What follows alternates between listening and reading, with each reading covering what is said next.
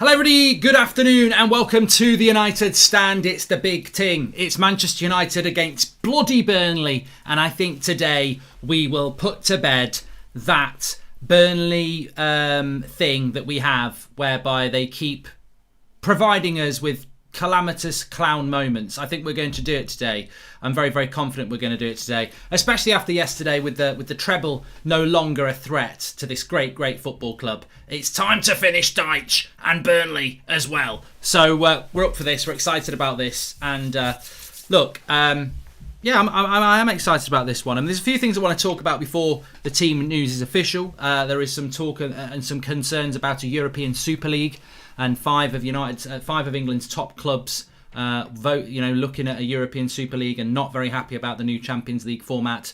The only European Super League that counts is the one on my FIFA career mode, which I'm really enjoying, and it's back tomorrow as a little bit of a plug for That's Football. But on a serious note, I don't think I want to see a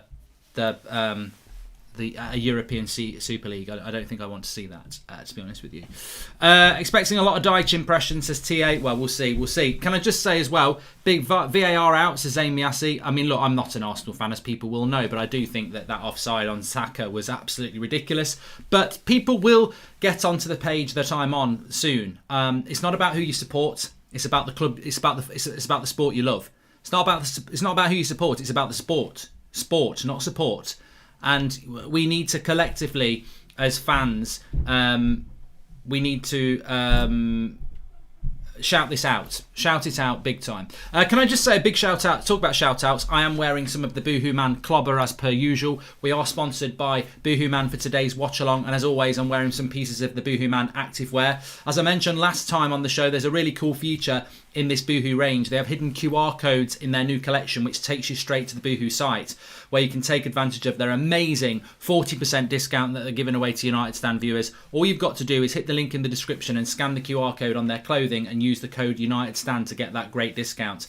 Thanks so much to Boohoo Man for supporting the channel. We really appreciate it as ever. And like I say, I'm wearing some today. In fact, I should probably give you a little bit more of a close-up on that. I'm wearing some of the stuff today. It's actually looks very good as a zip up, but I just thought actually I look good with a zip down or a zip up. But activewear, links in the video description. 40% off exclusively to United Stand viewers. As I said, the code is very simple. It's United Stand, all one word, and you can get 40% off. Lots and lots of activewear range as well. Which I will show you some in a bit, actually, because I've got some t-shirts and stuff, but it wasn't quite warm enough. Sean Dyche got his wood ready, says YT Mass. Thank you for that one. McTominay's not in the squad, apparently. I don't know about that. We'll have to wait and see. I mean, look, just going back to the team news there. This is the predicted lineup. This is not a leaked team or anything like that. This is the predicted lineup. Obviously, Dean Henderson's going to play in goal. I don't think anyone's got a problem with that. Hopefully, Dean Henderson gets another clean sheet. I think we will win 2-0. That's my prediction. So, I expect that to be more or less the team. Obviously, Maguire's going to come back in. I do think he'll play McTominay today, but maybe McTominay isn't going to be there. Why start Rashi, says Coffee. Well, it's not that I would.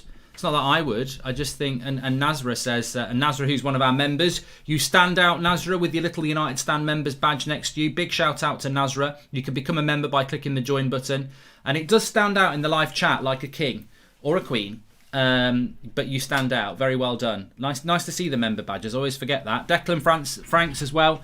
Come on, Celtic. I'll shout out some of the members today, because we don't mention the membership and they do support the channel. So thank you very much for becoming a member. You can do that by clicking the join button, and you'll notice the badges in the live comments are different colours. That's because for every month you're a member, it changes all the way up till I think it's a platinum and a gold. So thank you very much for that. But Nasra did say we should be resting Rashford. I agree. But that's a predicted lineup. It's not our lineup. If it was my lineup, it would have Van der Beek in it. Welcome to the members club, Matt Rose Blade. Thank you very much. Domino's Beer, United and Sunshine. Grant Johnson. Sounds absolutely brilliant. I'll tell you what, I'm actually really quite pleased with this kickoff today. 4 o'clock on a Sunday. It means that I can finish my match reaction Probably going to do a few bit of ironing, have a nice bath, watch Line of Duty, and then get on a bit of Grand Theft Auto by 10:30, and it's more relaxing than the 4:30 kickoff. It just gives you that extra half an hour. So thank you and welcome to Michak Knowles, who has joined the members club as well. Thank you very much. Apparently a lot of people are saying that McTominay didn't travel. I don't know what that's all about. If it's true, then it would be Fred. McTominay's not in the squad, says Jay Ling's fan. Well, I'm going to keep him in there for the moment, but if he's not in the squad, he's not in the squad. And look, I am not jinxing anything. I am very, very confident that they will win. Now, this breaking news here. Real Madrid, alongside other big clubs from different leagues, will announce the formation of European Super League this evening. This is very, very big news coming out. Also another one, 5 to 6 English clubs, 3 Spanish clubs and 3 Italian clubs are expected to announce the creation of a European Super League tonight. No French or German teams included. I mean, this is really worrying to see this out there at the moment. It really is. Look, we've got Man United against Burnley. We know Burnley in that. It's really worrying that it sort of started off it started with a kiss. Never thought it'd come to this. I didn't think it would come to this. There's obviously something amiss out there at the moment in relation to this European Super League, and I don't. As I said, as a FIFA career mode, I'm really enjoying doing it, but as a reality, I mean, how does it run? Does it run alongside the Premier League? That's what I'm thinking. Welcome to the Members Club, Orlando Rosario. And hi, Mark. Do you think United has lost its confidence and tradition of bringing on 5-minute wonder kids from the past? Says Will Bell. And also, we want a one-off episode of Ironing with Goldbridge. We'll break view records, I promise, says Fearless Offend. I'll do it. I'll do it. You don't tempt me to do something I enjoy. I will do that. I'm writing it down. It will be hilarious. It won't really. It replaces the Champions League, Sahil. So yeah, that's what I'm thinking about. I think people are probably getting quite dramatic about this European Super League, but I would imagine what they will do is they'll probably have 10 teams. And if you think about it, in the Champions League, there are 6 fixtures which are done for the... I'm trying to think how many games. You play 3 teams twice, so that's 6 fixtures. Then you've got round before the quarterfinals, semi-finals, final. 13 Champions League fixtures. So it doesn't take a hell of a lot to say, let's push it up a little bit and go for maybe 10 teams in it. I don't know. But it's weird, isn't it? It's weird how it might work. Most realistic window for you right now, 3-1, says Brian Sham. And my issue with the European Super League is that I actually like the Champions League. I think the group stage to the knockout stage provides excitement. Whereas I think if you were to run a European Super League, well, what happens after you're halfway through the fixtures at Christmas and your team is in the bottom 4? Like, all right, you might be fighting relegation down to whatever it's got, but only one person can win the European Super League, and yes, only one person can win the Champions League, but during the quarterfinals, the semi-finals, more than one team think they've got a chance of winning, whereas in a league format, it could become quite boring quite quickly. So I'm not a big fan of a European Super League in that way, unless you're going to get rid, like I've done on my FIFA career mode, where you get rid of Premier League, La Liga, Serie A, and you put the best 20 teams into a full season against each other with cup competitions alongside it. Got a horse on for the Grand National, Mark, says Skew and Black. No, I haven't, not in the Scottish one. Boom, boom, boom, let me hear you say way, oh, so. Boom, boom, boom, let me see your way, oh. Platinum Star 95. I didn't really like that song. Certain teams will run away with that league consistently. It'd just be a big, big money spinner for people like Real Madrid and Barcelona, who would just spend a lot of money, make a lot of money, whereas United would make a lot of money and not use that money. So I don't like the idea of it. But look, breaking news is that there's going to be a European Super League announced tonight. Real Madrid are involved in it. 5 English clubs are involved in it. It's going to be very interesting to see what and how that develops. Dia says, do you think Donny will start? No.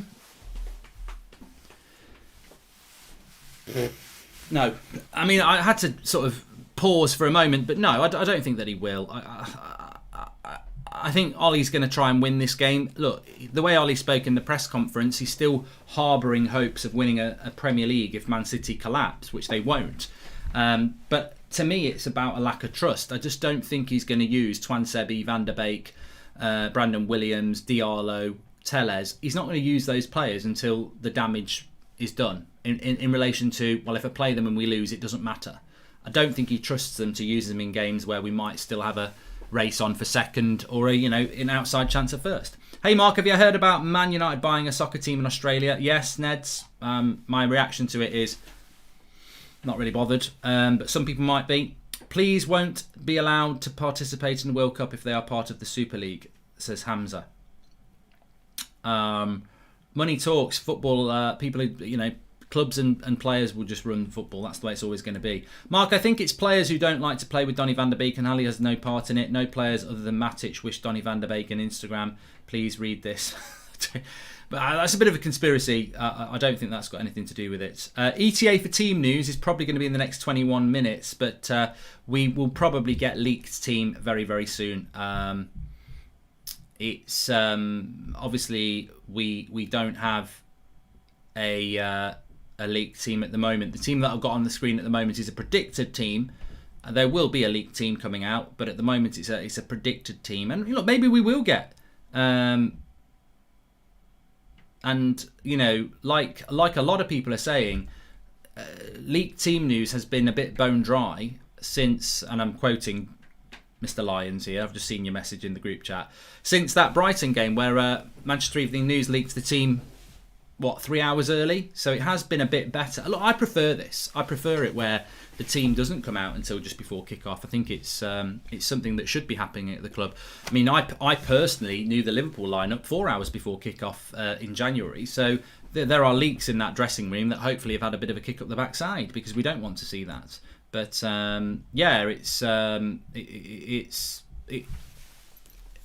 I expect to see Rashford start, even though I don't think he should. So yeah, I'm sorry. I'm just stuck on something at the moment. Let me have a look.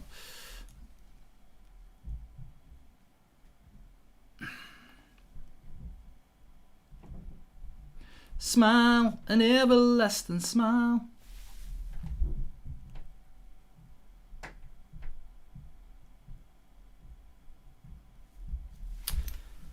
Okay. Yeah, I'd like to see Pogba playing in the midfield today. I mean, look, a little bit about Burnley. I've got to be fair and talk about a little bit about Burnley, because they have been a team that over the recent years, whether it's on FIFA or more importantly in real life, have caused me a lot of problems. They beat us 2-0 just before we bought Bruno last year, but I think Manchester United are a very, very different outfit now. And I do expect us to win today. Of course, I'm not disrespecting Burnley in the sense that it's going to be easy. But I think that these sort of games are really games that Manchester United need to send a message out. And by doing that, we are progressing. And I know that's always a controversial thing to say, but we do need to send a message out today, because if we're not able to do that, why the fuck? What has happened to my keyboard here? I'm flustered. Right, okay. There we go. We need to start sending messages out. And the way to send a message out is to beat somebody like Burnley. So, yeah, oh, God, I'm fed up with this bloody computer. It's so shit. Sorry about this, everybody. It should not be doing this when I'm live. But we do need to send a message out today, and I do expect us to win. And people can say that you are jinxing it, but look, I'm a Manchester United fan and I expect Manchester United to win, so that's not jinxing anything. That's just expecting your team to win, isn't it? So, and that's what I expect to happen. Simple as that. Right, I'm just sorry, I had to sort of stutter my way through the last few minutes there because I had a problem getting my live comments back, which is always a pain in the arse when you want to read your live comments. No treble for Manchester City. My year's just been getting better, says Izzy Memes. I mean, I've got no apologies to make about how I reacted to that. I've even had some United fans saying, me, look at this idiot, the way he's reacting to that. I mean, to be honest with you, I'd rather be somebody celebrating Chelsea beating Man City. I'd rather be a Manchester United fan, happy, overjoyed and celebrating Chelsea beating Man City, than a Manchester United fan who looks at another United fan and goes, look at this joke, look at this joker. It's an embarrassment that he's celebrating that. Because you know what that says to me? It says, I'm celebrating Chelsea beating Man City because I know how important the treble is. You're not celebrating it because you're some sad, bitter twat who would rather focus on negatives now and start saying, we shouldn't be that club. We shouldn't be that club celebrating stuff like that. We need to get our own house in order before we start celebrating Man City not winning trebles. Our house is in order. That's why we're celebrating it, because our house has got a treble in it and we don't want anyone else to have it. Yes, there is massive, massive issues at Manchester United around the ownership and the lack of ambition and where we've been for the last 8 years. But that does not mean that we fire sale everything that's important to us and just moan about the now. You know, these things matter. Hi, Mark. Can you give my nephew Ryan a shout out? He's your biggest fan, says Victor. Shout out to Ryan. Come on, United, let's get 3 points. Who's your daddy, says Michael Southcombe. And if you were Woodward, would you pay Pogba more than De Bruyne? Studying for a Masters over the lockdown in Dublin and your content has kept me sane, says David Salter. Well, everything I wanted to say about Paul Pogba was on the show this morning. I actually find myself in a situation... I don't want to repeat the morning show because I'm sure you've all seen it. Oh, shit, I thought I broke my glasses then. Just snapped it down. I would have to balance it on my nose. That never would have worked. But I think with Paul Pogba, I never thought I'd say this, but I actually I don't sympathise, I empathise. And empathy is sort of understand. I understand the position that Pogba and Mino Raiola are in. And I understand that next season will be horrible for us United fans if he runs his contract down, because everyone will hate on Raiola. And they'll go, look at Raiola going round, putting that team out, selling Pogba around Europe. Well, of course he's going to do that. Wouldn't you do that when you're going to be free in the summer? Welcome to the Members Club, Grace Sangwa. Thank you very much for joining. And we've got a penalty for Fulham, by the way.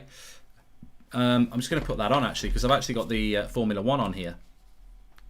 I've not got the football on. So let me just put that on. It's not even a featured thing anymore on Sky. It's about the 6th option. That's how bad Arsenal are. Yeah, it is a penalty here. Let's have a look. I think he's going to be offside in the build-up, though. Yeah, he's going to be offside in the build-up. Unless that angle is wrong. Oh, no, he might be onside by the toe. He's on by... God, Arsenal are getting bantered here. Arsenal losing a goal because of a toe, and now now there's going to be a penalty because of a toe. It's hilarious. Arsenal don't score because of a toe. Because of a toenail. And now they're going to concede because of it.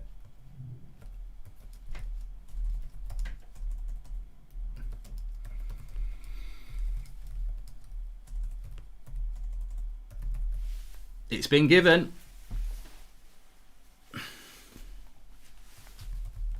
Is he going to score it here? Big goal for Fulham if they can get a result against Arsenal today. Let's have a look at considering Man City trajectory. They're bound to win at least a treble very soon regardless, says Saki. Well, you know, they're not going to win it this year, are they? So I'm not going to celebrate about things that haven't happened. Mark, if Ollie plays 2 defensive midfielders, will you be Ollie out? No. What? I'm not going to be Ollie out this season. So if you are, well done. Welcome to the Members Club, Sai23. Nice to see some badges in the live chats like Sadiq and KA. It's great Arsenal, so I just got to laugh. And welcome to Brian Sham. Here's the penalty. He scored it. I thought he'd missed it, but he scored it. Puts it into the roof of the net. 1-0 to Fulham there. Not a penalty the game's got. I didn't even see the penalty decision, to be honest with you. I just saw the offside. Andreas Wilkins says you weren't celebrating a Chelsea when you were celebrating a City loss. Exactly. And it could have been anybody, as I said this morning. Hello, Goldbridge, says Mark Anthony 83, another member. Thank you very much. Nazra says, laugh my arse out. It was a good penalty, actually. And Parker doesn't even react that much. So, let's have a look what else is going on. Oh, my God. Arsenal have a go. Okay. Still nothing coming out about the team, which is always... I actually think this is quite good that there's no team news coming out. because it's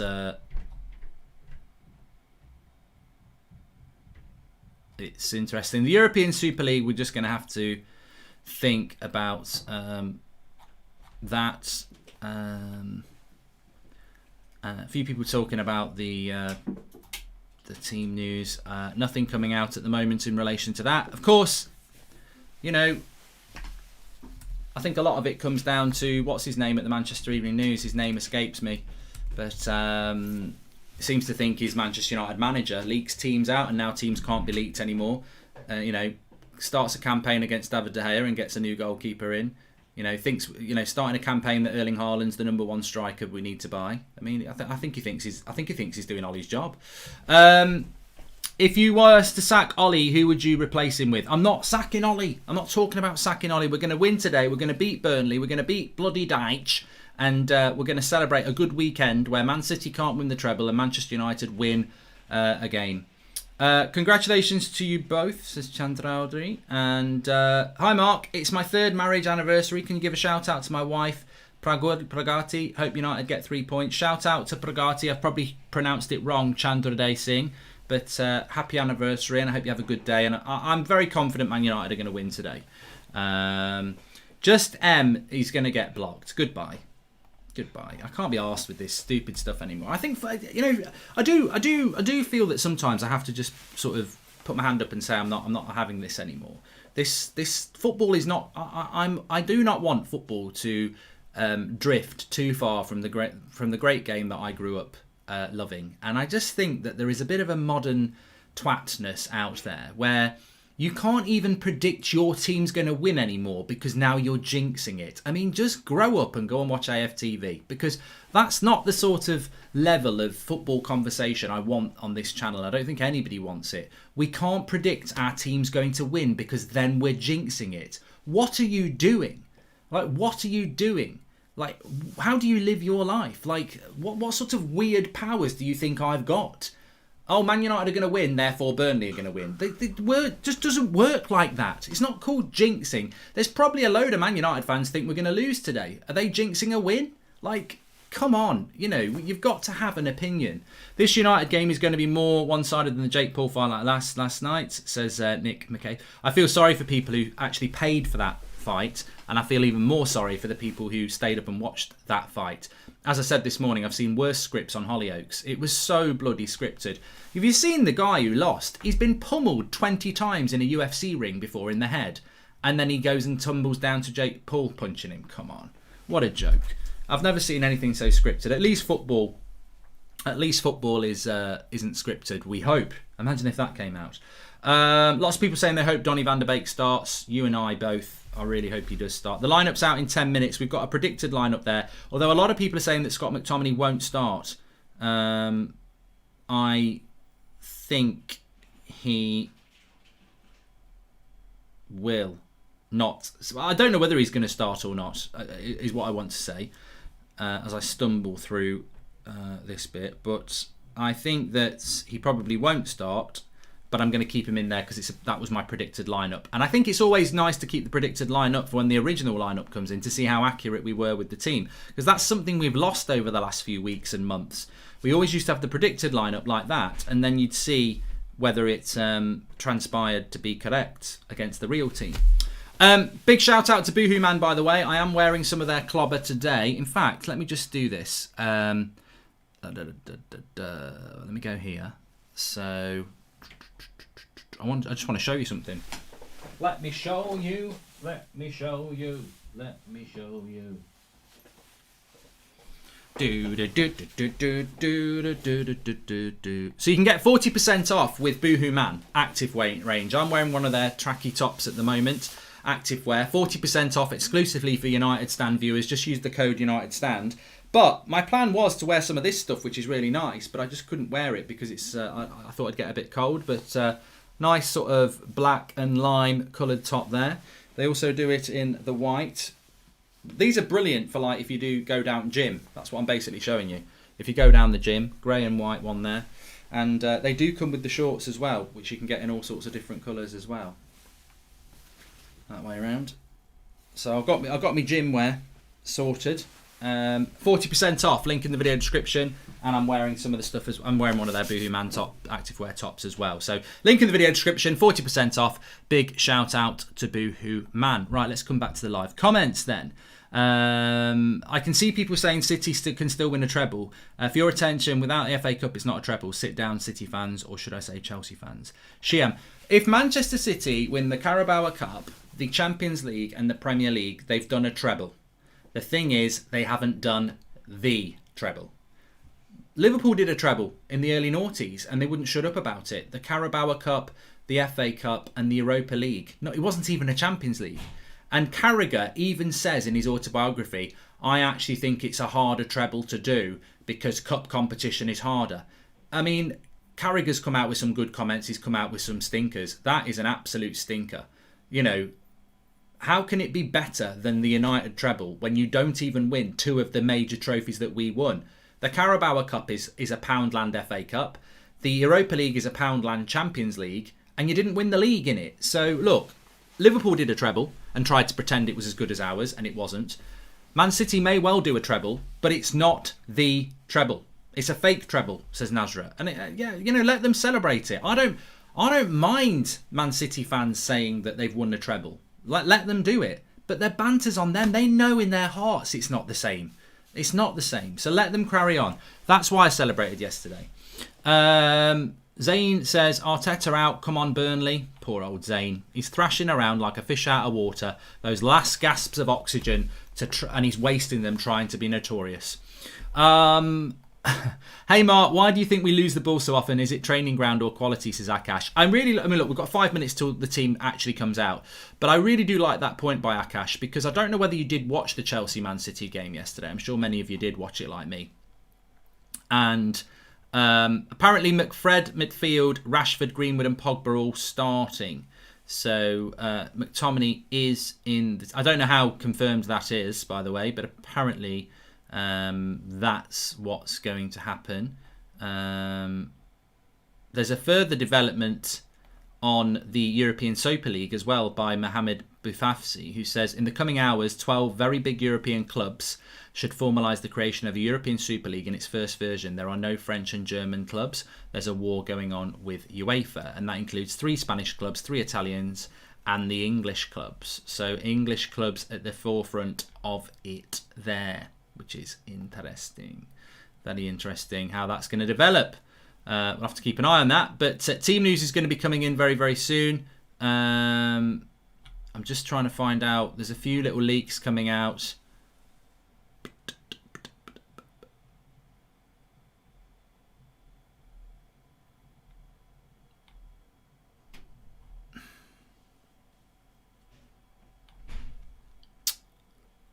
But I'm not sure.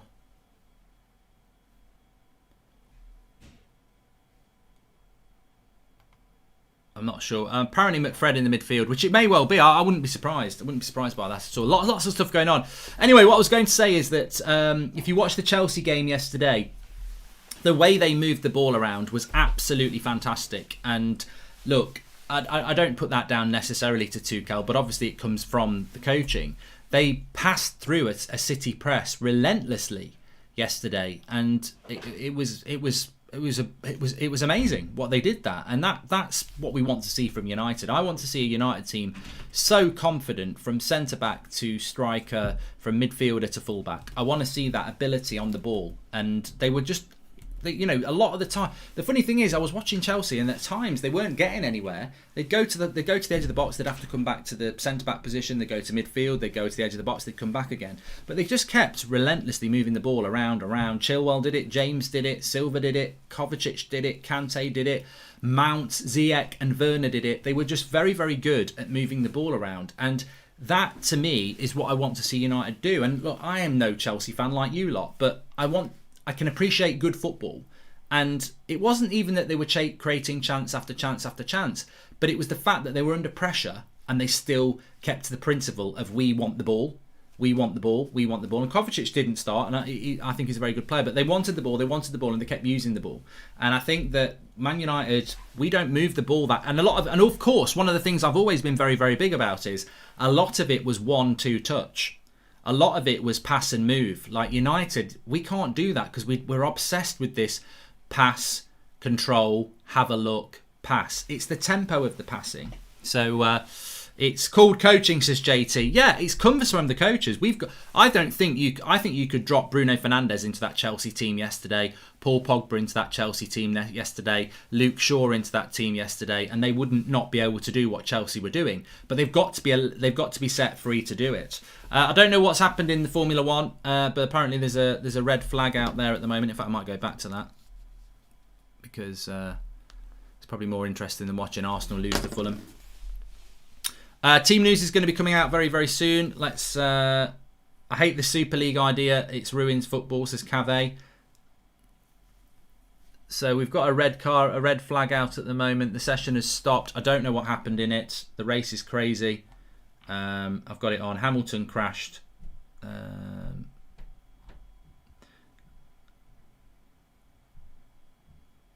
And Jefferson says Man City's high press won't survive Neymar and Mbappe. I'm quite relaxed about that. Quite relaxed about that now, to be honest with you. And what happens with that? Because I think at the end of the day, bloody hell, it's a pretty bad crash. They won't be racing for a while. It's absolutely obliterated the I nearly said the pitch. I don't think anybody's injured. It's just a couple of cars have crashed into each other and it's just left debris all over. Bloody hell. There's polystyrene and all sorts of shit everywhere. They'll be clearing that up for a while. McTominay is in the starting lineup today. So we've got Henderson, Wan-Bissaka, Lindelof, Maguire, Shaw, Fred, McTominay, Greenwood, Bruno, Pogba, Rashford. So no Cavani, and McTominay is into the team. So yeah, I was right. I was absolutely right. So if we look at my team on the screen, I've only got one player wrong.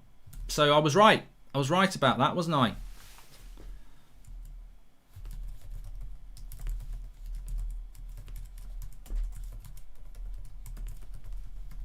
Let's get that team news out and the tweets. Not surprised. Not surprised. I mean, look, you know, I'm almost psychic. I can imagine what's going on in the live comments. Where's Donny van der Beek again? Why is he picking Scott McTominay? McTominay couldn't play on Thursday. He did play against Tottenham. I thought he was one of the worst players on the pitch, but we won 3-1. So Ollie obviously being loyal to the team that beat Tottenham. Was this not the starting team against Tottenham? I can't remember. Cavani started against Tottenham. Greenwood didn't.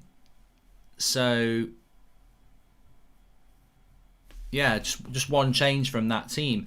Let me get it up on the screen for you so you can actually see what the official team is, because Pogba's not playing where he is on that screen. So one change to the Spurs side, which obviously I suppose we should have seen that coming.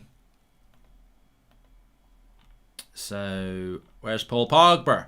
Paul Pogba will go to there, I think.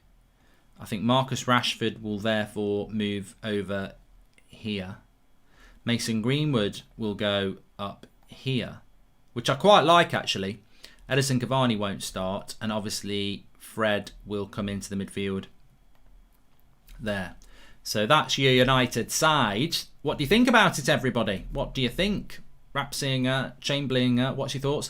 Notice that the Emirates have red and white banners in the stands matching their kit. Maybe that's why they're utterly crap. Or could it just be their players, says Nick P. I think we'll go with the second one. So no Donny van der Beek on his birthday. I mean, look, that would be sentimental.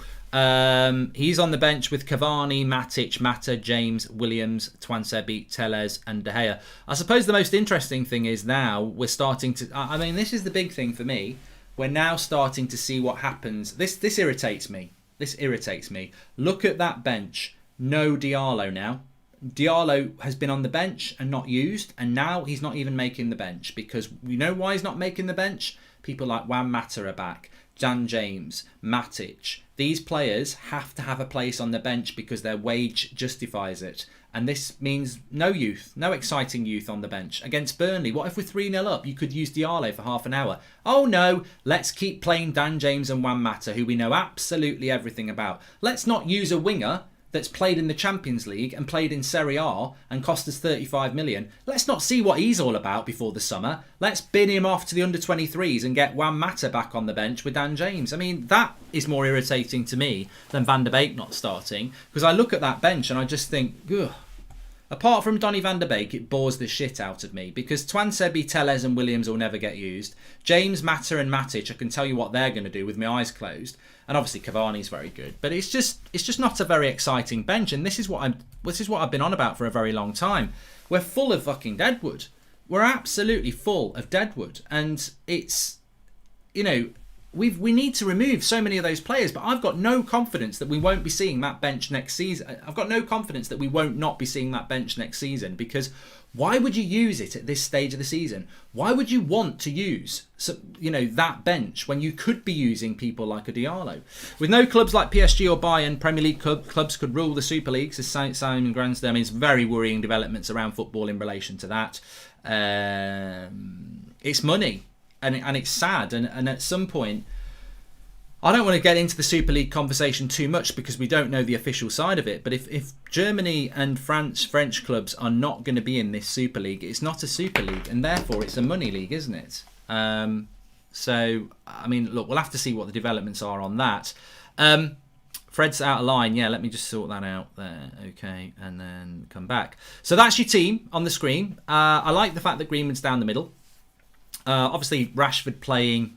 I mean, I knew he would pick Rashford. I can see people in the live comments not very happy that Rashford's starting, but we know he's going to pick Rashford. And of all the teams to pick Marcus Rashford against when he's obviously carrying an injury, let's play him against physical Burnley. That sounds like a great idea, doesn't it? Because he could have had a week off. We haven't got a game until Leeds in a week. Like, I wouldn't play Rashford in this game. No, I wouldn't. But I knew he would. That's why I put him in my predicted lineup. Why do people moan and complain about Donny van der Beek not starting? It's like going outside, looking up at the sky and screaming, "Why is the sky always blue?" Mad, says Yazza Said. And Diallo is fasting. That's not a reason not to put him in the team, though, is it? There's quite a few players that are fasting, and they're still playing football, aren't they? I'm sick of seeing people say Ollie out after the team lineup. Start of the season after the board screwed us. Fifth was my expectation. He's done a great job. Keep going, says Steve Everett. Yeah, I mean, I don't think that you need to go Ollie out unless you've already been Ollie out. I think that, as everybody knows, I want Ollie to do well and I back Ollie. But there are times when I look at it and I go, oh, it's really hard to get motivated by what the vision is when you look at that bench and you go, you know, what is that bench all about, really? I mean, I just don't get why you don't find a place for somebody like Amad Diallo, who you've spent a lot of money on, and there could, we could be 3-0 up with half an hour to go, and you can give him half an hour. And it just doesn't seem... I think what my frustration is that I do feel like we're being a bit lied to. And what I mean by that is, look, I back Ollie. I want him to do well. He deserves his contract, and next season will be huge. But we always hear about the United DNA, and we always hear about the youth, and yet we don't really see it. Like, as I said, Mason Greenwood's a generational talent. I don't even class him as youth, because I think anybody would use him. I think if he was at Stoke, Tony Pulis would have used him. He's that good. But beyond Mason Greenwood, where is this youth that Ollie goes on about with? Brandon Williams, we haven't seen him in a year. Twansebi, we only use if there's nobody else. Diallo's come in and, I mean, barely been used, despite actually looking really good when he has been used. I just think that there are more opportunities to use the youth, and he doesn't do it. And I think in a game like this, why would you... Why? And maybe Ollie's hamstrung, to be fair, but Juan Mata, like, what... If you bring Juan Mata on when we're 3-0 up for half an hour and he scores a couple of goals, what have we learnt? Oh, Mata's back. No, he's not. He's got a bad back. He's nearly 90. But, you know, seriously, like, what does Juan Mata bring to Manchester United's future vision? Nothing, because he's basically done. And it's this, and I just think, I've said this a few times, the problem with people like Juan Mata and Nemanja Matic, and even Dan James to a certain extent, is that they are blocking the youth getting even onto the bench. It's not, you know, you could be on the bench and never get used, but how are these young players going to come through? And look, people will say, oh, stop moaning, this, that and the other. But I'm asking a question of you, because it's a concern of mine. We talk about our youth. How are we going to use our youth? Because even if you're on the bench, it doesn't mean you're going to get minutes. Donny van der Beek spent more times on the bench than a bloody carpenter. And, you know, he doesn't get many minutes. So even if a youth player's on the bench, the chance of them coming on is not very good. They can't even get on the bench when everybody's fit because we're full of people. Hi Mark, instead of a Super League, why not just put a salary cap in place for all the top tier teams? Your thoughts, says James. And Chelsea fired Lampard and now look at them. I'm not Ollie out, just saying that the right coach could take this squad to an elite level.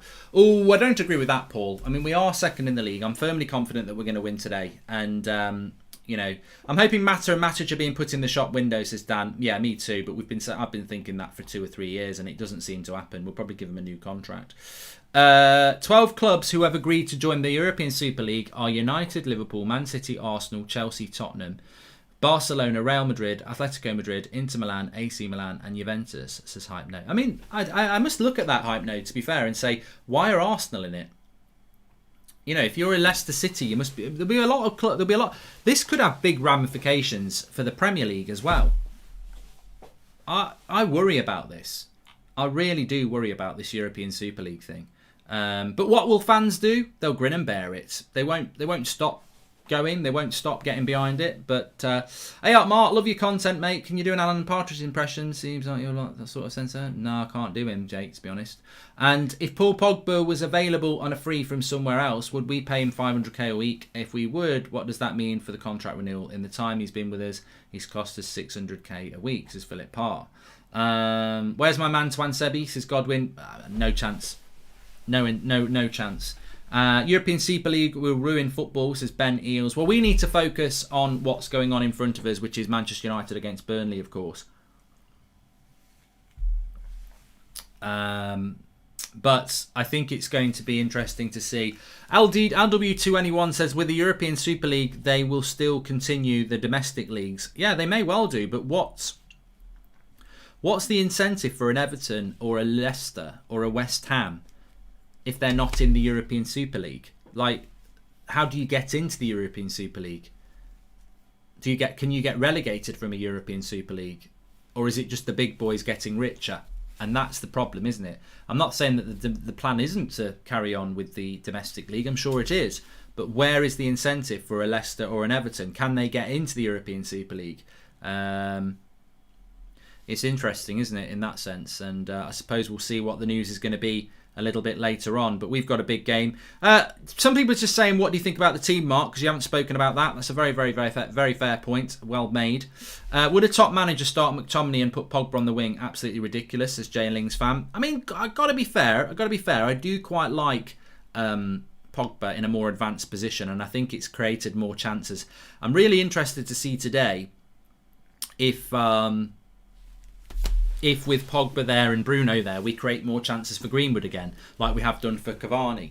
I think this sort of game probably suits McFred. I'm actually, for the first time, I'm even shocking myself here. I think I better dance now. I think I better have a stand up now, because it's almost like a mark of respect. I actually think that McFred might have one of their better games today, because they're playing against a team that's not a footballing side, so they're not going to pass the way through us. I think when you play McFred against a decent side, it's a problem. But I think today, where pure vibes and Duracell bunny tactics will probably work quite well. And of course, McTominay's quite... Thanks for the Miss Super Chat, Mark, says John. Yeah, John, just to let you know, thanks for the Super Chats. But, you know, as I've always said, it's very difficult to read them all when we've got 14,000 people watching. I do try to read them, but sometimes I'm on mid-flow of a conversation and it whizzes through and I don't see it. So apologies. But thanks for the sarcasm. It really, really resonates. McFred, it's going to be brutal, Mark. Don't change now, says Michael Tomko. I think that McTominay's height against Burnley as well. Ollie's obsessed with that height in the midfield. I wouldn't be surprised if they had a good game today. I think it's always very dangerous to... that is the team, by the way. That is the league team. I think it's always dangerous to predict a result before a game's off a lineup. We used to do it under Mourinho and we'd go and win. So I expect Manchester United to win. I don't think there's anything in me that thinks that they won't win. But I actually think we might play some good football as well. Burnley are not a good footballing side. I think that the way Ollie set his team up is quite clever. In fact, I wouldn't be surprised if at the end of this game we win it maybe 2 or 3-0 and people will say that team's good enough to win a title. Ollie's finally got his vibes back. It's still a back six. It is still a back six, and I think we'll keep a clean sheet. I don't think Dean Henderson will have a very busy day today. I don't see... I haven't seen the Burnley team actually, but I don't see any issue with... our defence. I mean, I think Maguire and Lindelof will relish this sort of a game because they're playing against people that are not particularly quick. I'm just going to confirm the Burnley team for you. So Burnley's lineup is Peacock, Farrell in goal because of Pope's injury. Loughton, Tarkowski. Actually, I should do it in Sean Dyche's voice. So, for this game, I've got Peacock, Farrell. I've got Loughton, Tarkowski, me. Not me. His name's Ben Me, not Sean Dyche. I'm not playing. Taylor, Goodmonson, Cork, Westwood, Brownhill, McNeil, and the best striker in the Premier League, Wood, Chris Wood. So that's how they're lining up. Apparently they're playing a 4-5-1. So they're going to... he's going to play the low block, isn't he? But I think Maguire and Lindelof will deal absolutely fine with Wood. I think they will relish that.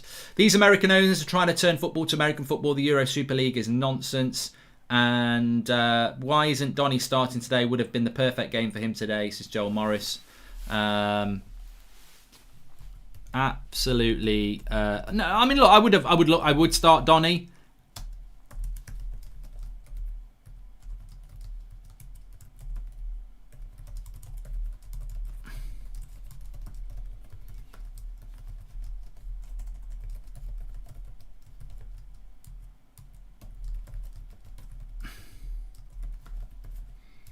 I've just put a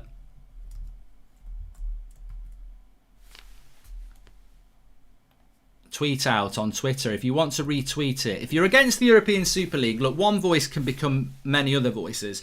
At Mark Goldbridge on Twitter, if you agree, quote tweet it, retweet it, getting the replies into it. I'm disgusted by the European Super League. I'm totally against the European Super League, even though I'm in a fortuitous position as a Manchester United fan that we will be at the very forefront of a European Super League. We will be part of a European Super League. We will probably negotiate a situation where we can never not be part of a European Super League. But I think it's a disgrace. I may well be a Manchester United fan, but I didn't choose Manchester United because they won titles. They weren't winning titles when I started supporting Manchester United. I chose Manchester United because of its story, because of my granddad, because it means something, because it's a passion. I didn't support Manchester United because of titles and everything like that. And I could easily sit here as a Manchester United fan and go, pull the ladder up, Jack, and sod the rest. We're going to be in the European Super League. We're going to get super rich, and the rest can piss off. But I actually love football, and I think it's a disgrace. I think it's a disgrace for football to generate an elite boys club. Basically, it's like Eton. It's like a private school. It's a disgrace. What about the Leicesters? What about the Evertons? What about the West Hams? What about other clubs in what about Sevilla? What about Valencia? It's wrong. Football should be about equality, and I think we've got a system that isn't very equal, but it's probably the best of a bad bunch. We've got a Premier League where teams can play against Manchester United. We've got a Champions League that works. So I'm very against it, and I think fans need to protest against it because we are the voice. It's our money and it's our eyes that they want, and I think it'll fall on deaf ears. We'll all be watching it when it happens, and I think they take us for idiots. But maybe this is something that fans can unite around. I don't know. Why isn't Donny starting today? Would have been the perfect game for him today, says Joel Morris. Genuinely think you'd go far in Britain's Got Talent with the Dyche impressions, says Joe Cole. Welcome to the Members Club, Amit Care. Really agree with that. Thank you for joining it. Sorry. What about teams that are not even in the Prem yet, but one day might rise into the same way as Leicester, says Judge Garrity. Well, yeah, I mean, look, hypothetical there. But what about the Newcastle United if they'd been taken over by the Saudi Arabians? What about the next Man City? Like, Man City are in a European Super League. 12 years ago, they were lucky to be in the Premier League. And yet, so they benefit from the fact that billionaires have bought them now. What if some billionaire buys, I don't know, Norwich? Can Norwich get into a Super League now? Yeah, you've got the right gold card, or is it a closed book? It just doesn't look right to me. We'll lose the spark of drawn a big club boring, says Jack Brown 852. Feeling bad for Van der Beek doesn't start on his birthday, says Johnny. I mean, I've got to say, you can't start a player just because it's their birthday, but he should have been played more anyway. Callum says, we sense a Bruno masterclass. And what do you think about Barca's match yesterday? I didn't watch it, mate. Big game for Mason Greenwood at striker against physical Burnley centre-back, says Rishab. Yeah, I mean, look, to be honest with you, this would have been the sort of game that you would have expected to see Cavani play, because he's got that experience to play against a physical defence. And I think it's going to be, in many ways, it's quite interesting what Solskjaer's done there, because it's exciting that he's playing a player like Mason Greenwood in a game like this, because he's basically chucking him in and seeing if he sinks or swims, isn't he? That's what he's doing. And yet he doesn't have that approach for a Twansebi or a Diallo or a Brandon Williams or a Donny van der Beek. But for Mason Greenwood, it's like, on the bench, Cavani, I know you suit this game better, but I'm going to try out Mason Greenwood and see how he copes against Burnley. But we haven't been doing that with Twansebi. We haven't been doing that with Van der Beek. Mark, what can we do to counter a European Super League? Would a petition actually do anything, says Ashley Larkham. I don't know. I mean, I just you've got to be careful, because not a lot of people didn't like the Premier League, and then it worked really well. But this is the European Super League. I mean, the Brexiteers aren't going to like it. It's really weird. It's really weird, because I actually, just came into my head there. I obviously do FIFA career modes on That's Football. I started a European Super League career mode on Friday, and 2 days later they're announcing one. I mean, it's obviously coincidence. Of course it's coincidence, but it's just weird. Mark, if United participate in the Super League, will they play the Premier League? I think that is the plan, Ali, but I don't. I think it could have big problems for football. Saving ourselves for Europa final. Your match will be boring anyway, says Zane. I take it you lost. And Mark, Greenwood hat-trick to steal the teenage goal record, says Footy. I don't know what's wrong with the Champions League and its current format. And also, I mean, I suppose as you start to develop the thoughts as well, what about the European Cups that Real Madrid have won? What about the European Cups that Liverpool have won? Is the Super League going to keep the European Cup, or do they just walk away? I mean, look, there's all sorts of ramifications here. If the European Super League is basically going to be a new tournament with a new cup, and you're turning your back on UEFA, who's Ed Woodward and who's the Glazers to turn their back on UEFA in the European Cup? I mean, I don't want to be too sensational about this, but Manchester United, Munich happened because Sir Matt Busby believed in the European Cup. The European Cup is very important to Manchester United. We may not have won as many as Real Madrid or Liverpool, but the European Cup was an obsession of Sir Matt Busby's. We had the Munich tragedy on the way back from a European Cup tie in Munich in '58. 10 years later, Sir Matt Busby's obsession was realised when he won the European Cup. '99, the European Cup. I mean, are we now just turning our back on that? I think it's very, very, very concerning. And look, I'll always champion opinion. I might not agree with it, but I'll always champion opinion. But for me, it's a bit sickening. Apparently, UEFA are going to announce the big reform of the Champions League tomorrow. It's an earthquake in the world of football. All 12 clubs will speak ahead of tomorrow's meeting. It's a crisis at UEFA. I mean, look, UEFA have probably played their part as well. Let's not pretend that UEFA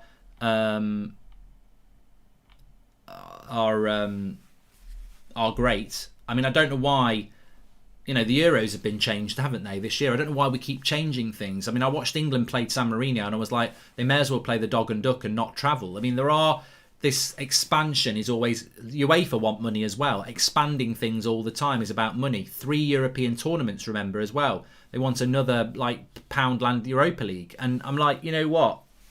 It's always about money from all sides. Obvious why Donny don't start. Ollie can't give him a nickname ending in Y because it's already in his name. Unfortunate for him, says Alweld. Greenwood is a better centre-forward than a right winger. He plays better when playing central rather than playing as a winger who cuts inside, says CJ. And honestly, Mark, did you miss Martial at all? He drifts towards wing too much. Cavani is always at the right place, and Martial lacks that, says Garab.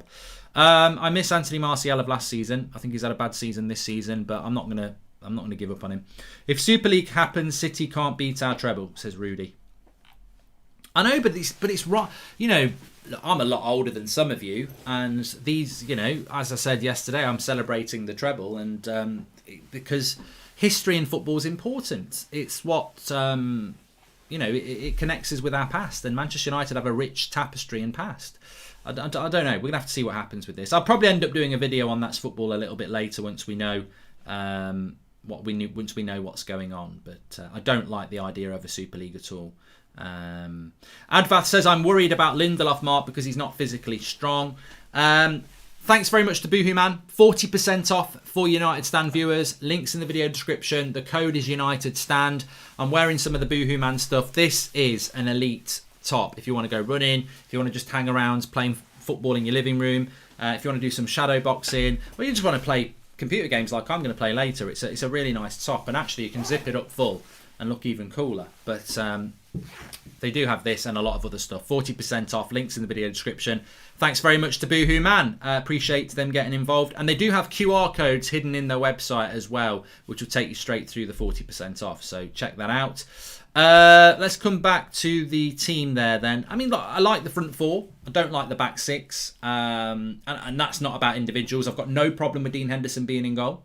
No problems with that at all. I think it's very clear now that we've got that fairness back, where one's in the league and one's in the Europa League. And look, maybe we get to a Europa League final, we win the Europa League final, and David De Gea gets a winner's medal. But to be honest with you, we could get to the Europa League final and Ollie puts Dean Henderson in goal and drops De Gea and says, look, that's my number one. So there are no guarantees. It would be, I think, very harsh to do that, but who knows what's going to happen. But at the moment, I agree with the splitting of the goalkeepers. It's what he started off doing at the start of the season, and therefore I don't agree with it at the start of the season. I don't agree with it in principle, but you've got to keep it fair. Obviously, Maguire was going to come back in. Lindelof was going to play. I would have liked to see Twan Sebi play, but Lindelof and Maguire is first choice. Fullbacks, no problems there. McFred, he's always going to do it. He loves them. I'm going to move on. Bruno, yes. Pogba has been doing well in a more advanced position. Greenwood and Rashford is interesting. At the end of the day, I think Ollie was always going to pick... Arsenal have got an equaliser against Fulham, but it's still not a great result for them, is it? I think he was always going to pick McFred, and therefore he's going to have to drop Cavani or Greenwood because he's got to fit Pogba in, hasn't he? Rashford should have been rested, in my opinion, says Abdul. I do agree with you on that, Abdul, by the way. I do agree with you on that. I think I would have rested Marcus Rashford because he's got a week off now. We're not playing until next week against Leeds. I think our game against Leeds, if I just check, is on next Sunday, is it? We're playing Leeds. Let's have a look. Scores and fixtures. So we've got Leeds next Sunday at 2 o'clock. So we've got a week off from games, and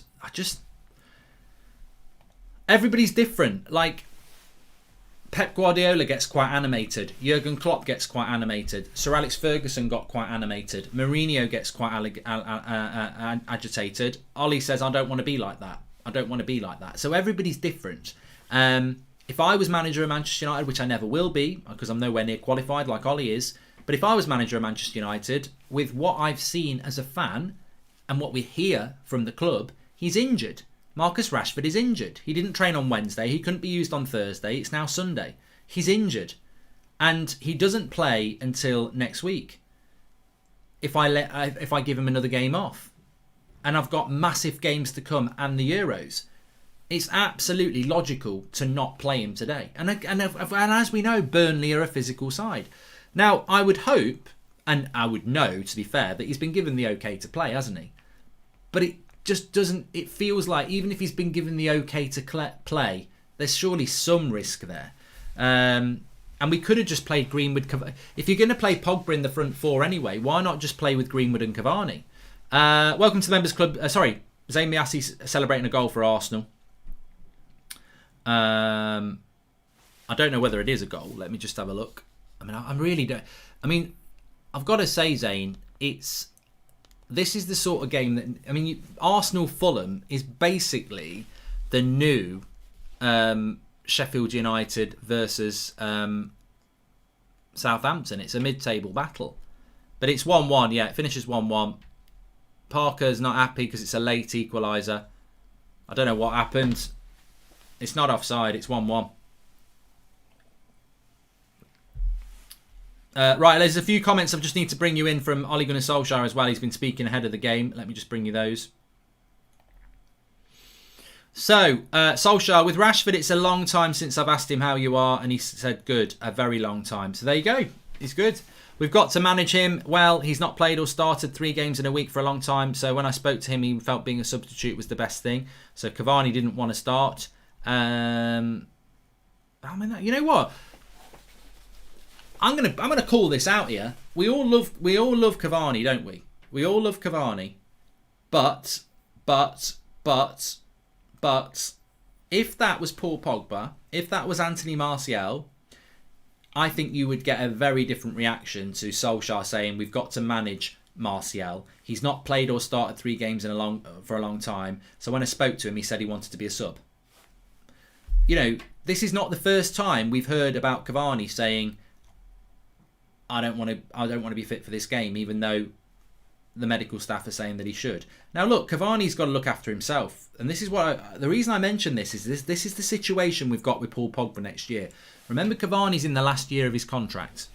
If he gets a bad injury, he can't get his move. So Cavani's got to look after himself, and this is a glimpse for what will happen next year if Pogba runs his contract down. You will get a lot of games where Pogba goes, I'm not quite right.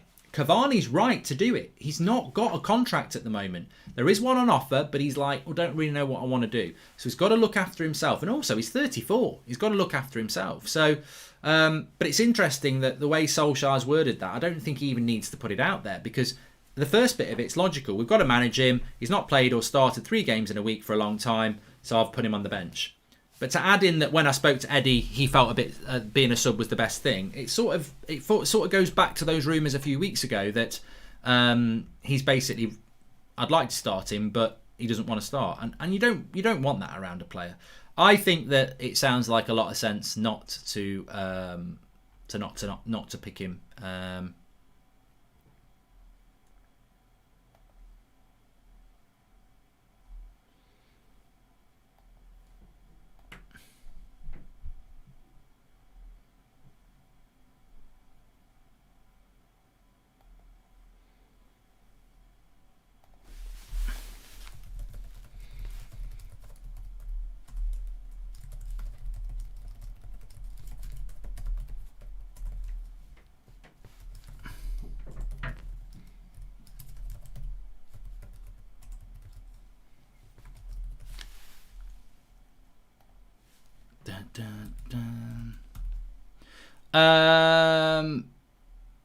Let's have a look at a few.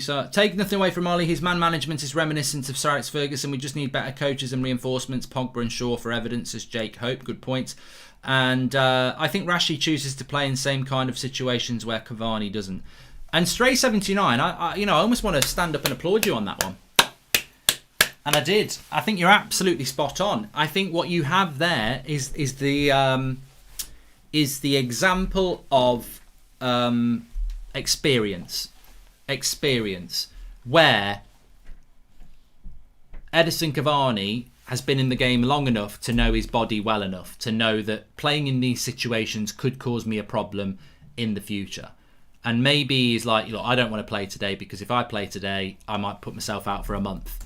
Whereas Marcus Rashford's in his early 20s, he hasn't got that experience, and he's like, I'm fine, I want to play. And I think you're absolutely spot on there, where Cavani probably says, look, Ollie, I don't really fancy it today.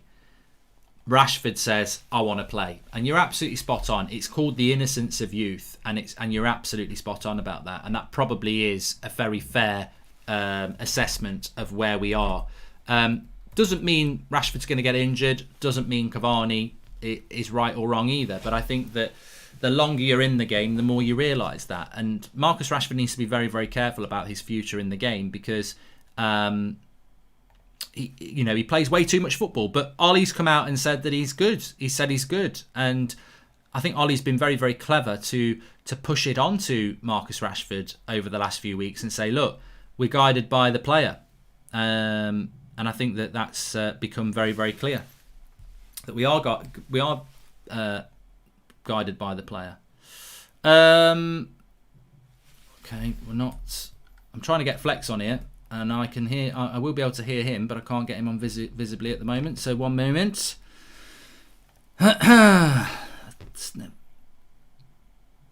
I'm not. They can't hear you, mate, because I can't get you on at the moment. I don't know what it is.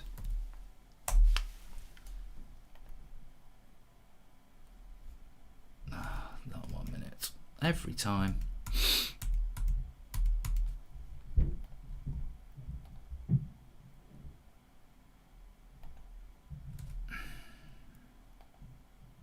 No.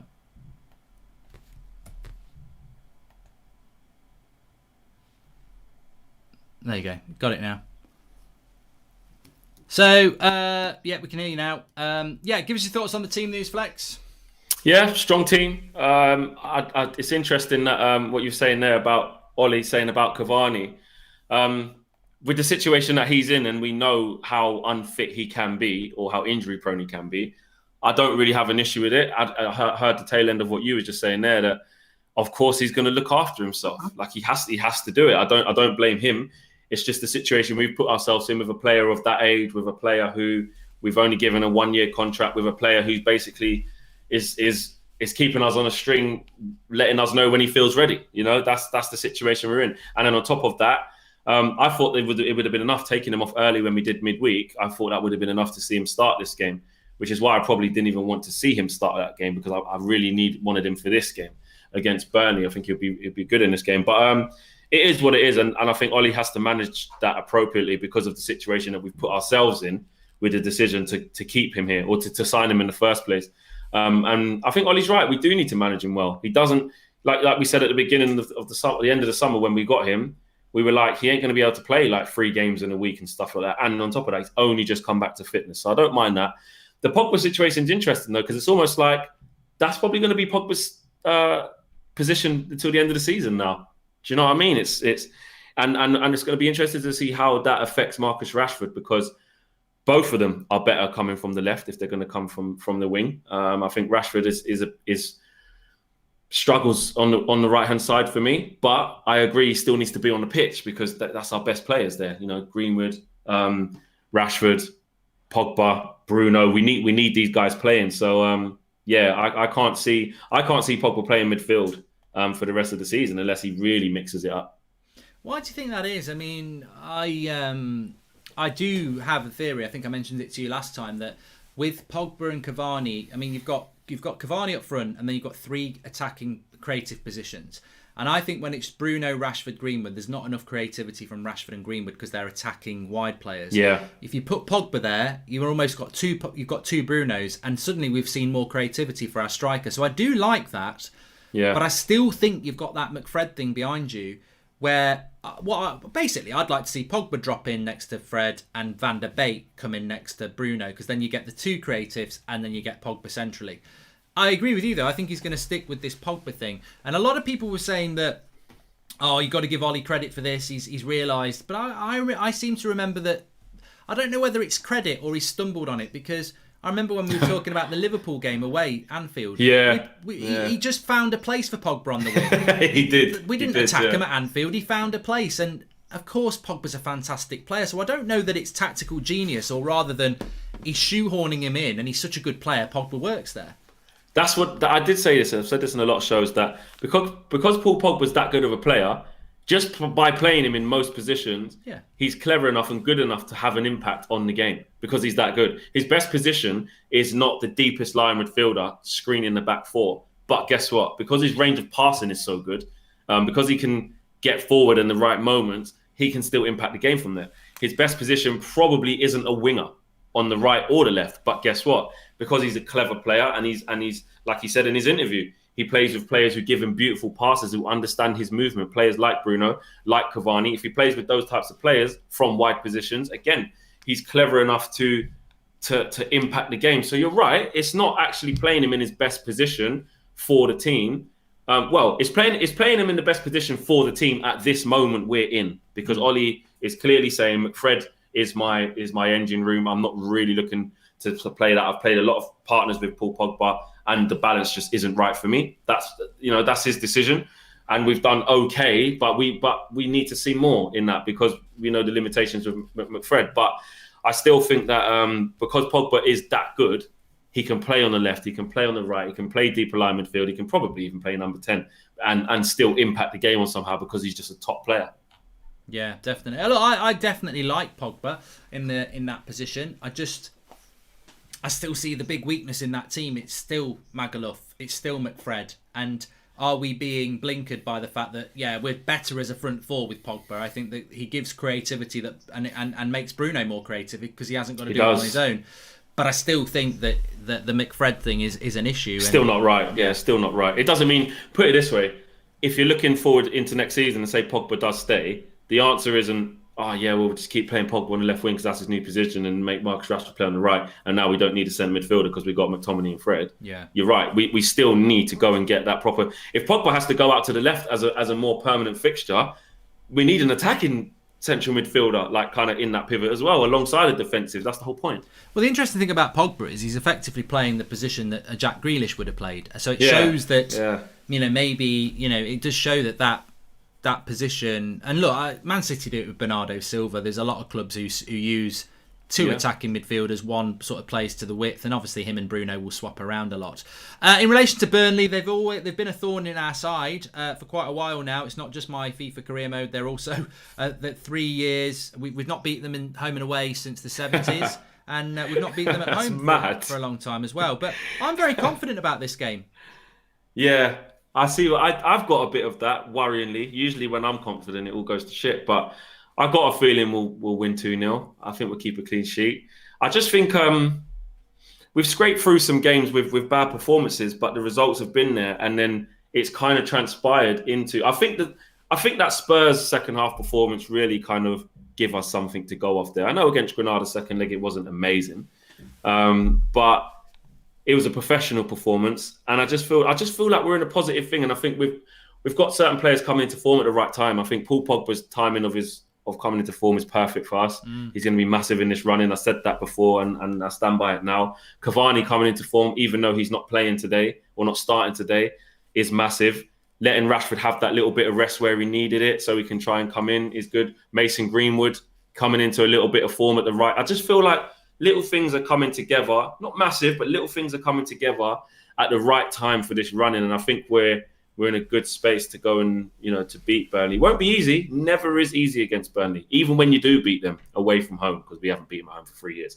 But it's never easy. They're always that team that they might always lose against the big teams, but it's never an easy game. You never just roll over Burnley 3-4-0. Very, very rarely, if at all. So I do think it'll be a tough game. But you're right. I just feel positive. I just feel that we're in a good place. Yeah, I just don't. I think that effectively with McFred and I can't see Burnley scoring. I mean, look, we're always weak from the set piece, and that's what Burnley do like. Have they got them two up front? Have they got Barnes? No, he's gone 4-5-1, so they're gonna. I think it's gonna be. I think it should be I don't think they've got the things that hurt us. I actually think McFred might have a good game because they haven't got people who are good on the ball, and I think it's. I mean, they're basically 11 McFreds. That's what they are. 11, not even Freds. I think that's because at least Fred can get about and all that. I think they're probably just 11 McTominays or 11 Matici's. Nothing wrong with that. No. They're hard work. They're hard workers, and I think that will help us. And then you would hope that sort of cancels each other out, and we then use the Pogbas, the Rashfords, the Brunos, the Greenwoods. Do you think we'll struggle? Like you said, it's 4-5-1. It wasn't too long ago. Let's this is to bring a little bit of not negativity, but just a different kind of spin on it. That it wasn't too long ago where we were still playing crap football. We're moaning, we're getting by just, but do you think we could go back to the 4-5-1 where we can't break it down, low block, we struggle? Or do you think, we lost to Sheffield United this season? I'd say Burnley are a better Sheffield United, but I just think, like you said, there's a Europa League semi-final at stake. There is some momentum there, and I think we are approaching. I mentioned this in the preview. I think we are approaching now. We're definitely seeing it with Henderson and De Gea. De Gea, I thought, was superb on Thursday night, and I think Henderson was very good without really being tested. I thought Henderson was superb against Spurs. De Gea was superb against Burnley. They weren't tested, but like there was one moment where De Gea, he absolutely rattled it, and really De Gea should push it away, but he just claws it in, and you think they are both bang on at the moment, and I think that this is going to be reflected across the whole team because they know there's probably a Europa League final coming up, and you want to play in that, and I think players are playing for spots now, and I think that complacency was there obviously, and always is a concern with United, but. I think that we'll be all right today. I don't expect us to be complacent in this game. No, and that's what I mean about turning the corner and kind of just getting positive results. The fact that we took care of Granada and we didn't even concede.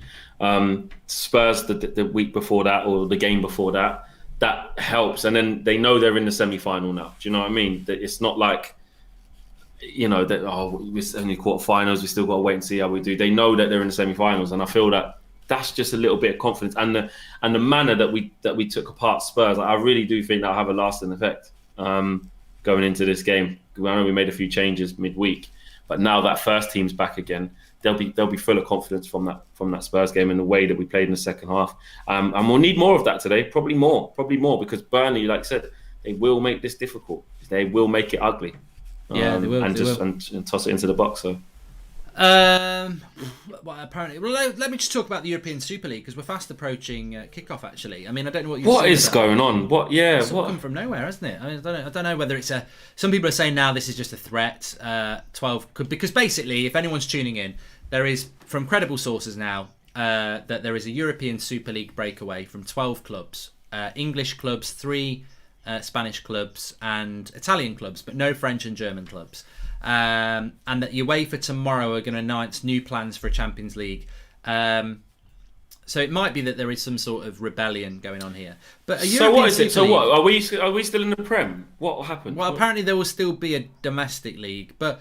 I mean, very quickly, what I said is that I would fight against this, even as a United fan who's in it. I would fight against it because it's not fair on Leicester's, it's not fair on other clubs, and also what happens to the European Cup? We've got a great history in that. What, we're just going to abandon it? So I'm very against it. But so what would it replace? I'm confused. Champions League wouldn't exist. There's no Champions League. They'd break away and go on their own. The Champions League probably would continue, but it would be for clubs like Leicester and stuff like that because we'd have our own European Super League.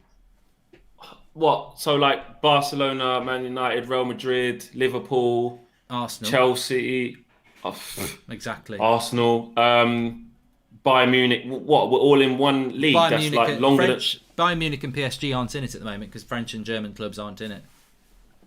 And what? It's just a small round robin tournament like the Champions League, but not as long or it's longer. Just a league. Or what? So you'd have 10 teams in a league every year, and everyone else would be in we'd still do the Premier League, but everyone else would do the Champions League. I don't know. It's money. It's greed, and it's 100%. It stinks. And it's not thinking about the fans again. It stinks. It absolutely stinks. Honestly, because then what? If West Ham, say for example, get into the Champions League this year, and we all start off and do this thing, what you're on about? Well, it's elitism. They're playing against like Nice and stuff because like PSG might have left or something like that. Yeah, well, it's in a world that we're trying to be more diverse. Diversity isn't just about race, religion, gender, and all this lot. In a footballing sense, diversity is about being all inclusive. And to me, this feels like I mentioned, it's like private school, isn't it? Most people who go to private school are because they're wealthy. Well, what about people who come from not wealthy backgrounds? And what about, how can Arsenal be in a Super League when they haven't even been in the top 6 in the last 2 years? Oh, because you're a big club, you can join. Yeah. Well, then we may as well go get Forest and Leeds and Newcastle. and that. Sorry, it's equality, not diversity. You've got a bit of history. It's not diversity about football, but you know what I mean. That's what I'm talking about. It's like I'm a Man United fan. I could easily say, sod everyone else, we're in it, see you later. But even as a United fan, I'm like, I've got my principles about equality, and I'm like, nah, this ain't right. And also, Man City are in there. 12 years ago, they were struggling to be in the bloody Premier League. So what about the next club, like Newcastle last year? If they'd been taken over by that billionaire, they'd be taking football over in the next 5 years, but they're not quite there yet, so you're not in the Super League. It's not right. No, it stinks. No, it stinks of money. It stinks of revenue, advertising, and just trying to, like you said, just shit on smaller clubs. Don't like it at all. And also, I don't like it because it's what happens to the European Cup? You can't turn that trophy can't become something else. That's it. And our club is, I know we haven't won as many as Real Madrid and Liverpool, but it's absolutely huge for us. So we need to see what happens with that. I can't believe it's actually a real thing. I thought it was just a joke. I thought it was just something that's always spoke about, but never actually. Yeah, well, it's coming apparently. It's coming. Yeah. We'll find out tonight. I think there's meant to be some announcement tonight. But it stinks of American owners. Yeah, well, apparently Neil Fish, they have been looking at that. But anyway, we've got to focus on the Burnley game. We'll see what happens with that. But some people are just saying, how do you judge who's going to be in it? You're in it. That'll be the whole thing. Because basically, to do this, if you're going to commit and turn your back on the Champions League and piss off the Premier League, if you're Man United, you're going to say, look, we'll do it, but you can never kick us out of it. We're not being relegated out of it. So it won't even have that competitive element. It will just be a job. It would just be like, elite club, won't it? Which I'd find boring. I like the Champions League how it is. 100%. And then below that, the Europa League as well, the way that's set up. I know we don't want to be in the Europa League, but in terms of, what would happen to that? Because, you look at the likes of, again, I use West Ham as an example. They probably will finish in the top six. Well, I don't know. But if they finish in the top six, again, they might have missed out on Champions League, but then they get to go to Europa League. What would that look like? What's the knock-on effect on that? Like, where would the aspiration be for these smaller clubs to be able to mix it with, with the big boys, as they say? I think it's robbing them of that opportunity, personally. I don't like it. Although I would say I don't agree with expanding the Champions League, which is what they want to do. I think the Champions League is just right the way it is. Then I'll expand that as well. That's what UEFA want to do, so this is why people think this might be a reaction to that. But it's like they always want to expand it, doesn't it? Anyway, Kane says, bloody Burnley on my birthday. What's your score prediction for this game, Flex? I know you sound confident, but 2-0. 2-0. Put that in the group chat from a few days ago or yesterday, whenever it was. 2-0. I just got a good feeling. I could be completely wrong. We could be sitting here at halftime thinking, what the bloody hell was that? Where are we? But I just got a good feeling. The sun's shining, it's bright. I've scored a goal on Sunday League football, 1-8-0. And we're going to win 2-0. Yeah, I think 2-0 is the most. A lot of people are going 3-0, 4-0. I'd love to see 3 or 4-0. I can't see that. Can't see 3 or 4. I think 2-0 is the most nailed on if you were going to predict a score. I mean, it probably won't be 2-0, but I think I've gone 2-0 as well. I think it's a. I think I went 3-1 in the group chat, but that's just because so many people were going 2-0. I just can't be asked to be the same. But I think 2-0 is the standard score, so I have gone 3-1. But I just think it's one of those. We have got some good games. I mean, we've got Leeds coming up next week, and then we've got Liverpool, and we've got the Europa semi-finals, which are exciting. But this one, it just feels to me like it's just let's just beat them. Let's get rid of this that we've not beat them for 3 years at home. Let's get rid of this. Got to sit them down. Sit them down and send them back to Burnley to eat their potato cakes. It needs to be done. Southpaw Sports says people need to understand that them being American has nothing to do with it. There are many Americans who love and care about this sport and this club. Please stop roping us in altogether. And so we have to pay for BT Sports, Sky Sports, Amazon Prime, and now another channel dedicated to European Super League, no doubt. Says Pav. Oh yeah, that's true. That's true. That will happen, Pav. You've hit the nail on there. It's all money, and the saddest thing is, and to be honest with you, as United fans, Flex, we should anybody who's against the Super League, sorry, it's going to happen because the fans are the people that they need. Because they need your subscriptions and they need your eyes for the sponsors, and this is where they're going to make all the money. But us as fans are so divided and toxic that we will never stop it. We're all very vocal, but we'll all be there watching it because there's so many factions in football that we would never be able to unite to stop it. Don't watch it, everybody. Don't go to the games, and then you turn it on the next day, and everybody record views and Old Trafford's full, and you're like, oh fuck off. You know, it would be. It would be. You're right, but that's the hard thing about it though, because like, if your team is like it's your team, and this is why I get annoyed at when like football or the powers that be in football play on the heartstrings of the fans, like what owners do and stuff like that, because it's like saying, well, don't buy the shirt, don't renew your season ticket. Basically, stop supporting them. It's hard. It's hard. It plays on you if you're a fan, 100%. Because then you do that. You'll pay the Sky thing to flipping watch it. What pocket does that go in then? Do you know what I mean? Don't get your season ticket, but pay your BT subscription so you can watch it at home. Well, then the club still gets P's. Just don't watch them and read about the thing in the paper the next day then, or just look on social media. Is that what we're going to do? But maybe that's why the German clubs aren't in it yet, because the German clubs are run properly, and what you're saying there is spot on, and we are exploited, and this is the bad thing about business people getting involved in football, because business people are about money, and they see this football loyal fan bases, and they exploit it. If football clubs were run by people who weren't like that, then you'd have a different story. I've just got to go 100%. And get the door from Amazon, so if you just chat for a moment, that'd be great. I want everyone to put in the chat what they think Mark has ordered. What do you think is in that Amazon package? Best prize gets... No, you don't get anything, but come on, let's go for it. What do you think is in that package? Zane Miassi says, shame on Kroenke for supporting this, destroying our club and football. 100%. At one time, I actually agree with Zane. Zane, go back to ninth spot, which is being shut by Fulham. Over who? Over what? Over nowhere to be found ever. Be easy on Aubameyang, to be fair. He's got malaria at the moment. That's why he's not there. Just scared. Burnley will sit back. Hope we win, says Ronald. Yeah, that is true. That is going to be difficult. Like I said to Mark, you never know. We could slip back into that. Southpaw Love Sport says, people need to understand that them being American... Oh, we've read that one already. So there's some... a kebab, pink boots. A lot of people saying pink boots in there.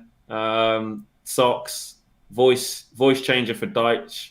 What we got? Bald cap. A Phil Jones statue, Maguire jersey, a rubber ducky. You lot are taking the piss. You lot really are taking the piss here. A curry in Amazon, never seen that before. Clothes, a Bruno poster, Phil Jones in a box. I don't know. God knows what it is. Sean Dice's red moustache is in there. Yeah, maybe Mark's got some little bit of fancy dress or something. Pizza. Nintendo's here. Mark's ordered a flashlight or a flashlight. I said to them, put in the comments what you think is in that Amazon package. It was football related, to be fair, because my daughter, who Flex Maddie, she played yesterday and she didn't play very well, and she's been complaining about her boots. So I said, right, I'm getting you some new boots, and let's see what happens next week, because sick.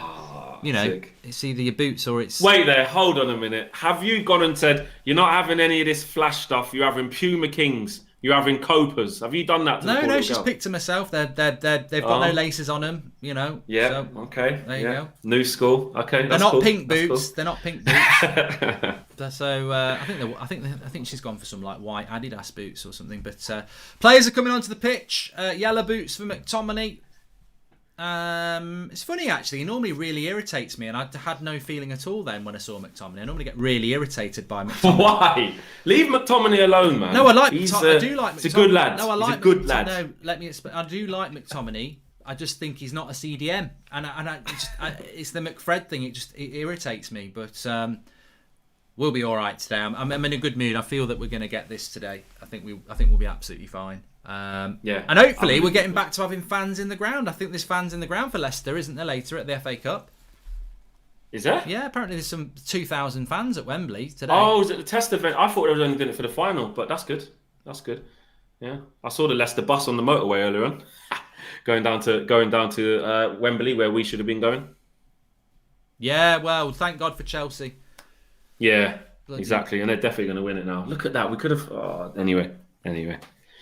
Typical. We lost to Chelsea. I thought the way Tuchel, that's true. Tactical masterclass. Was brilliant yesterday. They're going to win the FA Cup. They could win the Champions League, The way they played yesterday, why not? Yeah, they can win the Champions League. I know we're going a bit off topic, but just to say, they can win the Champions League. And then there'll be not people put it in the past live him. comments going, wow, so this is what happens if you sack the manager. The problem is we can't sack a manager who's second place. Chelsea had every right to sack Lampard. They had the chance to do it. You can't. They never would have sacked him if he was second. No.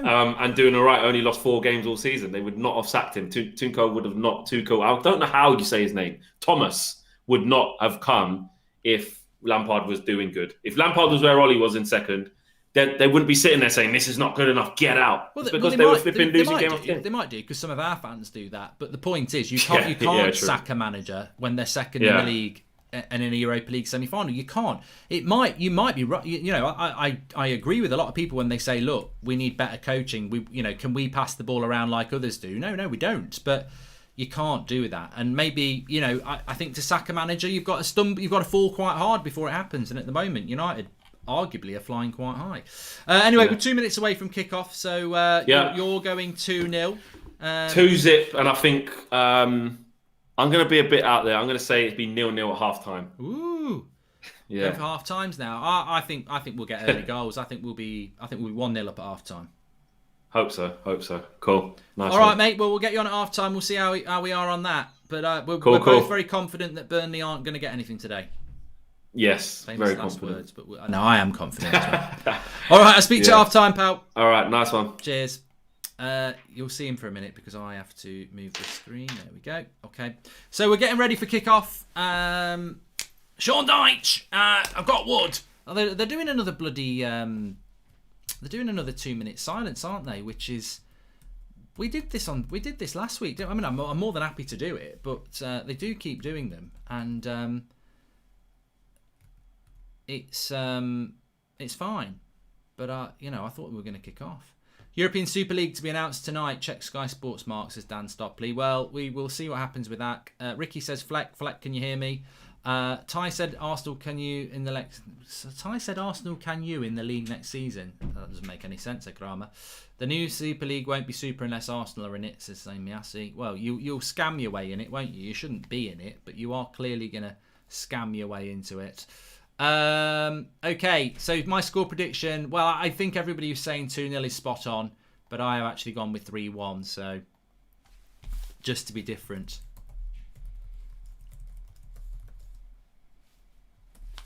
And just while there's this silence here, I will put this tweet out.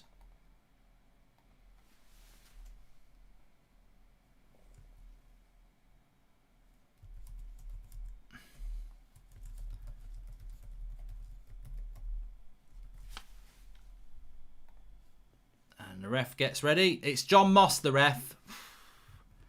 Fair play. I'm not going to say anything about John Moss, but take your own look, and Tim. And I just think well done to be managing at this level. Anyway, let's get ready for the kickoff.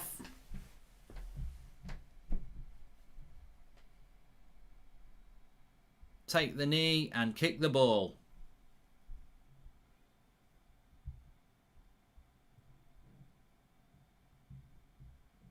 And we're off. There we go. Let's see a quick start from Manchester United then.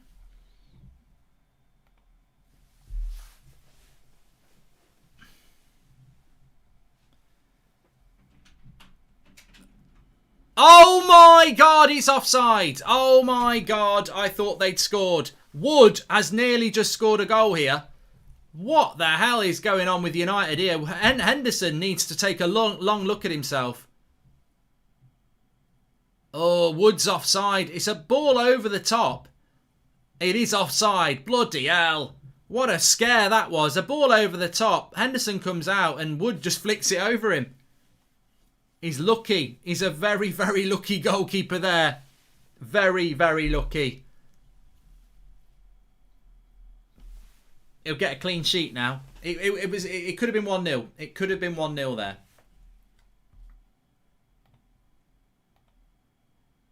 It's not 1-0. It's 0-0. And Pogba nearly finds Bruno.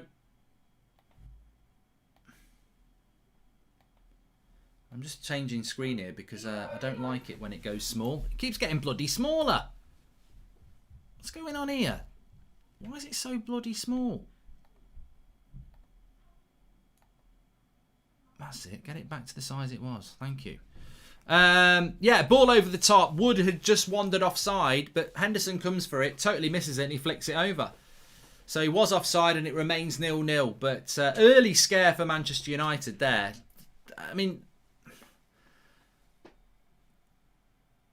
you can't really blame the defence. I mean, I suppose they've played the line and it's worked. But Burnley started off better than I would have wanted to so far. I can't believe it! Woody scored and they've robbed him! Bloody Robin Hood! I can't do too much of that. We've not switched on, says Advath.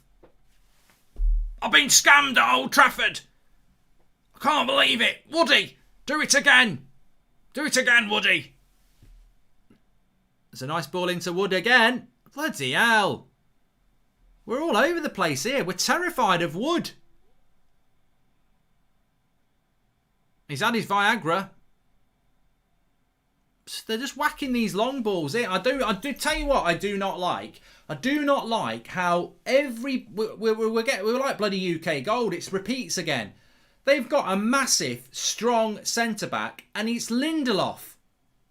Like, why can't we just use our intelligence? Lindelof played as the left-sided centre-back against Granada. Move Maguire to right-sided centre-back and get him to mark the big bloody striker. Fred lost on the ball again. It's a really shaky start from United, this.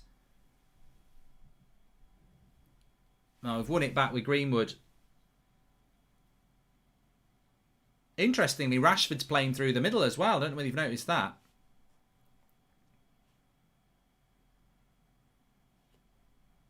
Fred losing the ball is standard as well. United need to kick up the arse here. It's a bit of a shaky start.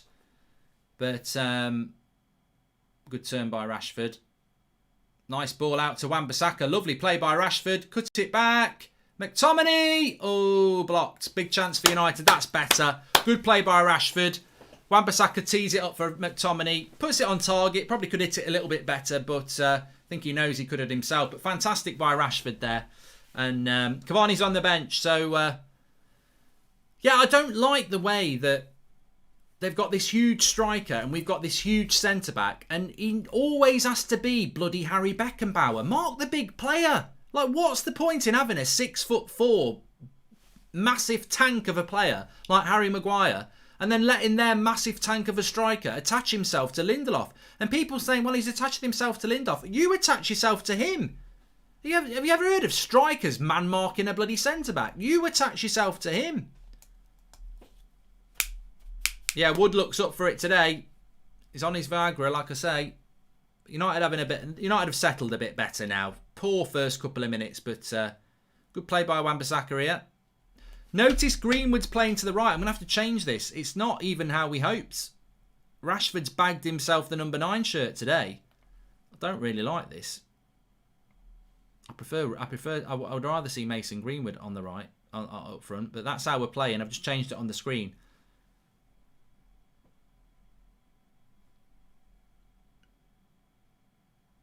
But lots of interchanging between the front four. Pogba's playing more central at the moment and Bruno's wandering out to the left. I like that. I like that interchangeability. Lovely ball by Bruno into Shaw. Shaw does fantastically well. Whips the cross in. Wan-Bissaka headed away.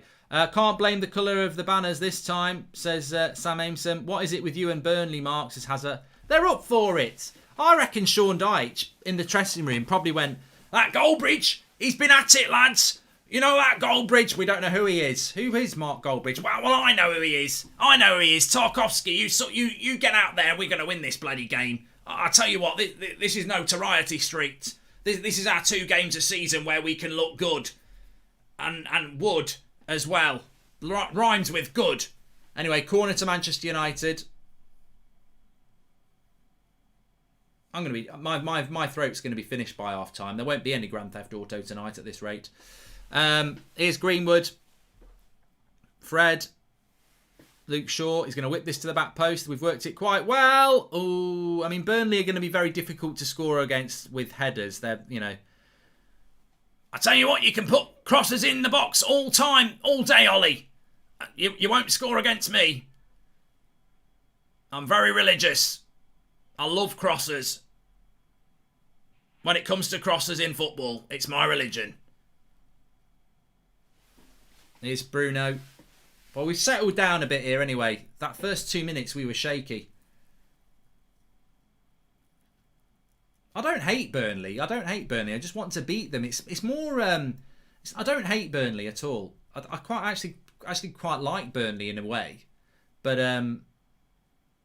it's more the fact that they banter us. That's the thing. That's why I want to beat them. Oh, you wait till the first goal's in. I'll celebrate it. It runs through real life and FIFA. There's only one way to break your Burnley curse, Mark. Do a Burnley career mode. No, the respect isn't there, Joshua. It's just not there. But look, United a little bit lucky that he'd gone offside. Would, but we've settled better now.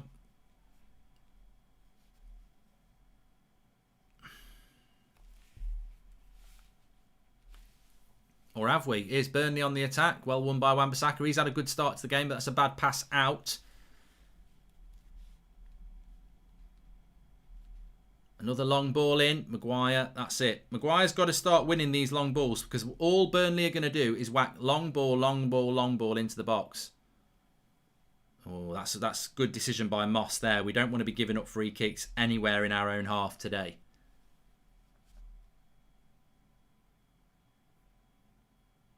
Would I take Wood at United? No, he's just bang average. The problem is he's effective.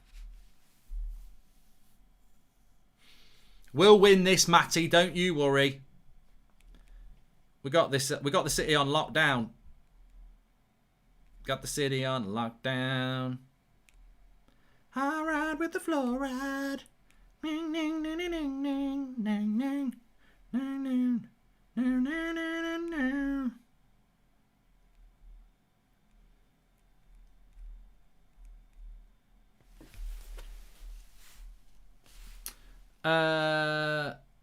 Does anyone check your Sky Sport news about the Super League, says Wafflers? I'm trying not to check about the Super League stuff because we've got a really important game going on here and I don't want to sort of waste my time with that. But if anybody has like a copy and paste thing, that might work quite well. Here's Bruno on the edge into McTominay. I think McTominay will have a good game today, because he's not going to have to be defensively disciplined. Ooh, good header by Pogba there. Lovely cross by Wan-Bissaka.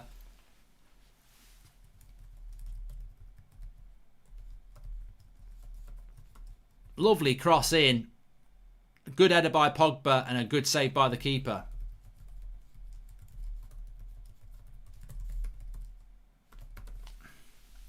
I've liked Wan-Bissaka's start, I've liked his start.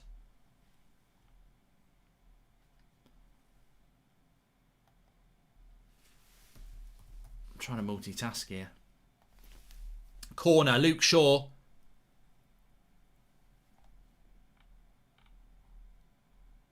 Don't let the sun...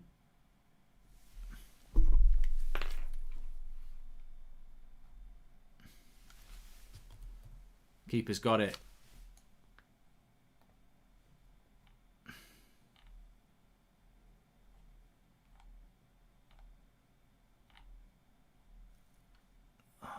Come on. Wood.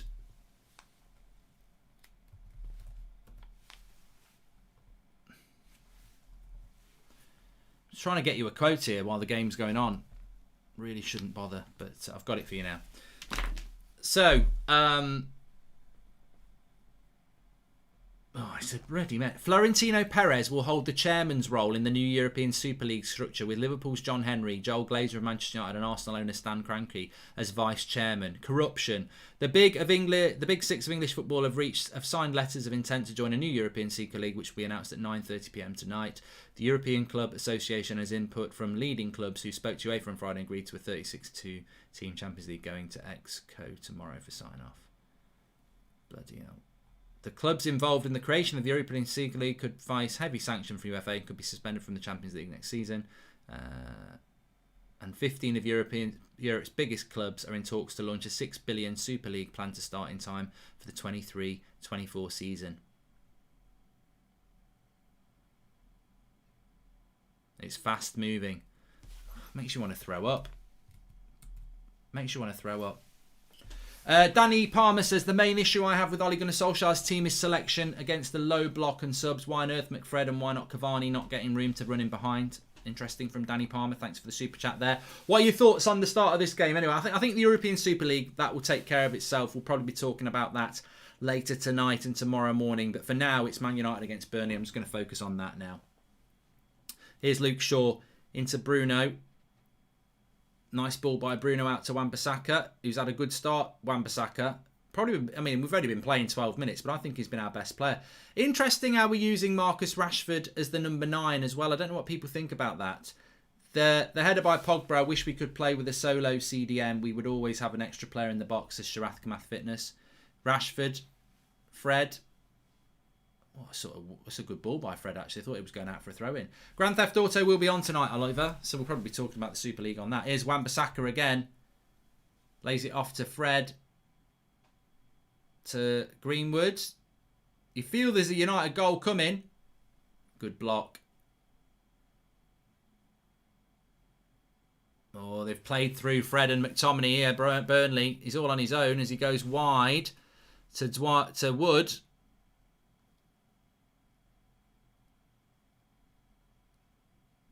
Good shot. And Henderson does quite well.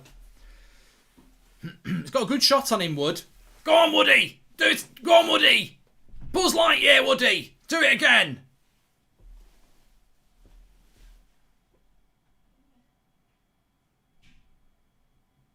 Silver birch. Oak. Elm. Wood. There we go, Bruno. Oh, just wide. What's your voice, Mark? I've got to be very careful of my voice. You know, every time I do Sean Dyche, it's like using your energy bar on a computer game. It's going down, and I haven't got any more boosts. So, there we go, James Barker. To infinity and beyond, Woody! Go on! I'm doing them now when it doesn't matter. I'm not doing Sean Dyche if Woody actually scores. That will piss me off. I can joke about it now.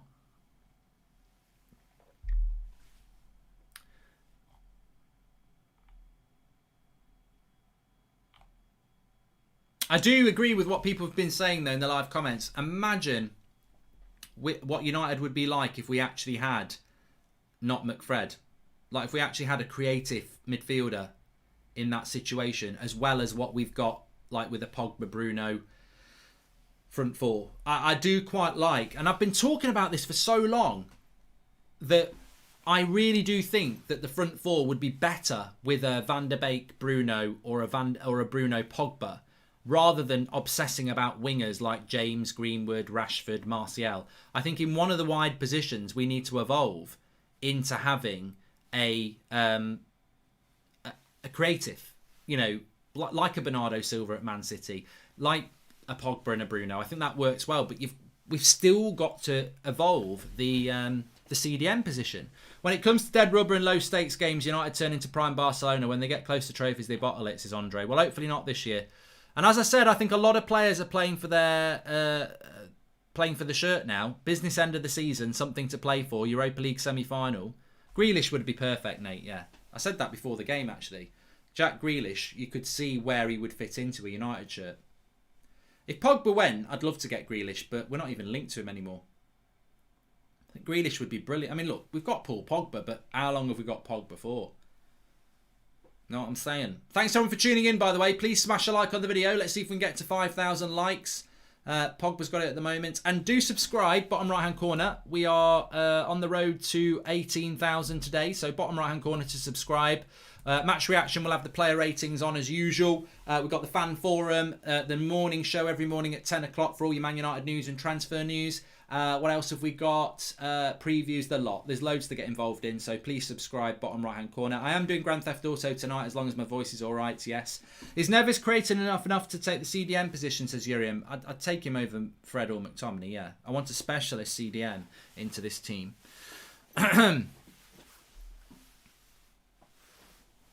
So yeah, Rashford playing down the middle. I don't know. I'm not a big fan of Marcus Rashford as a number 9. Interesting. Interesting.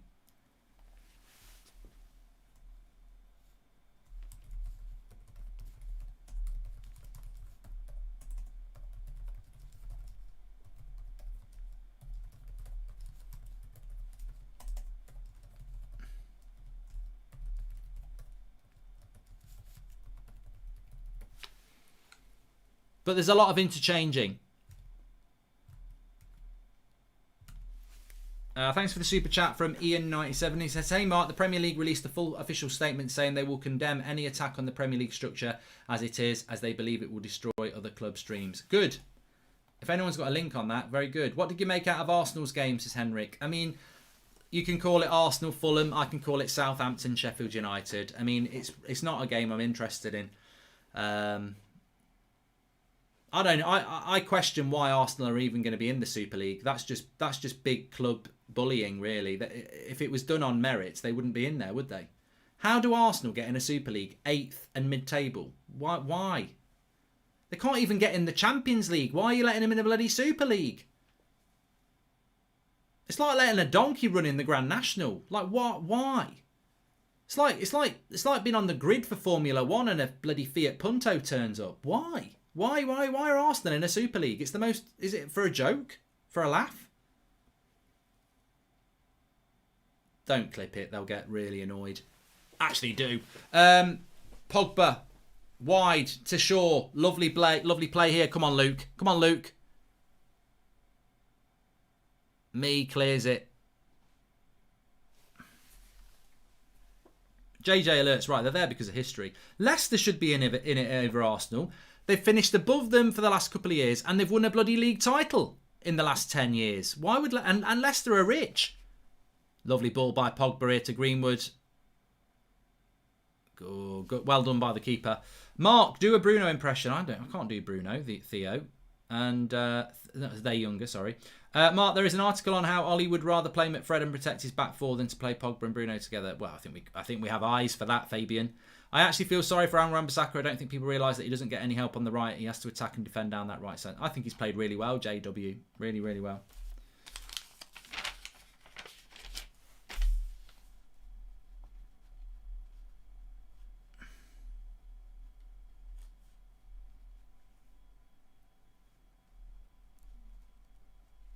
Just some notes for my match reaction. Thank God Weghorst don't play, says Heisenberg. If you know, you know. I think Cavani would work well in this game, but obviously Cavani had said before the game to Solskjaer that he's not ready. He didn't feel ready to play in this game, and I think actually that's quite intelligent by Cavani. Hey Mark, I'm confused about the Super League, says Marley. So am I. I'll do a video later on That's Football about it. Because obviously United Stand's going to be full of match reaction and fan cams for this. So if you want to, I'll do a video later on when I've done a bit of research. I'll put up a video tonight.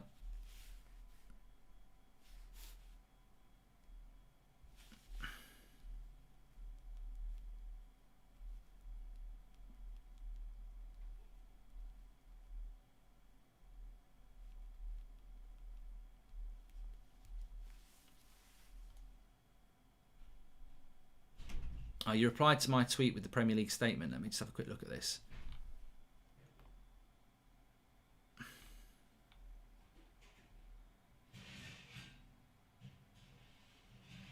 Thanks, King United. Right. Let me get back on my super chats here. Thanks everyone who's subscribed actually from the last shout out. Really appreciate that. Bottom right hand corner to do it.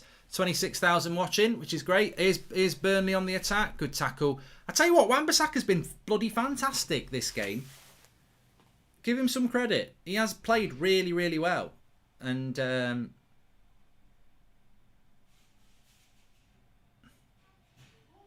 like Luke Shaw, nice ball into Rashford. They're obviously looking to utilise that pace of Rashford. Here he is over on that hand side. He was offside anyway.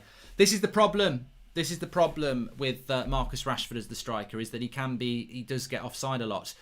Just while we've got a break in the play, you can see my top on here. I'm wearing some Boohoo Man activewear range, 40% off. They're sponsoring the show today. Big shout out to Boohoo Man, 40% off. Links in the video description using the code United Stand. I tell you what, they've just showed Wood being offside. He's off by a toenail again. It's closer than you think. Hendo gets away with this big time. And the back four get away with it big time. It could have been 1-0 in a very, very, very bad start for United. But yeah, big shout out to Boohoo Man. Links in the video description. 40% off from their Boohoo range, and their activewear range is fantastic. If you're thinking about getting out and about, now that we can get out and about, they've got some cracking stuff at reasonable prices.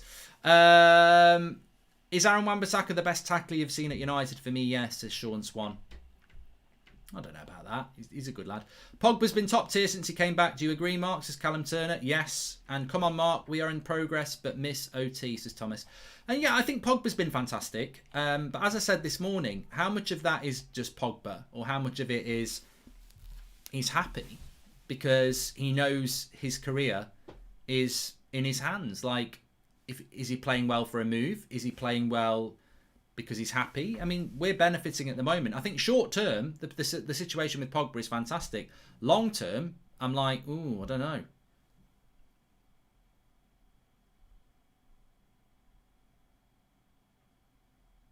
Who would you want? Would you want Ndidi at Man United, says Gary? Yes. I don't know whether Burnley have won a corner here.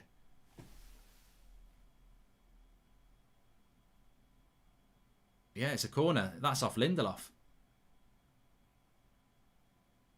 He's given a corner, yeah. I think Lindelof should have gone back to the goalkeeper there. What's your score prediction, Mark? I'm going to go 2-0 to Man United now. I did go 3-1, but yeah, I'm going to go with that. It's a dead game, says Ozzy.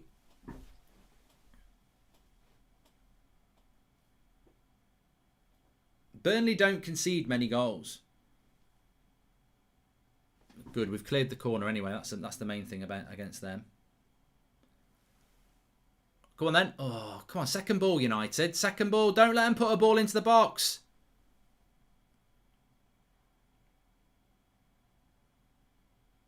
Oh, Bruno's been put into the... Bruno. He's just been put on his arse and he's always up. I used to play like that. I'm sure many of you did as well. Tarkovsky. Good. Bloody brilliant, Tarkovsky. Send that Bruno back to Portugal. Brilliant, Tarkovsky. Absolutely brilliant.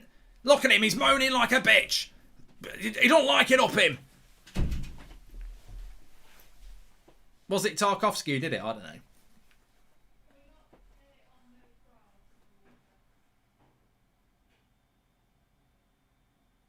Well done, Wan-Bissaka again. Lovely under pressure. A nice pass into Bruno as well. Oh, ref, we'll have a yellow card there then. Get away, Brownhill, you shit.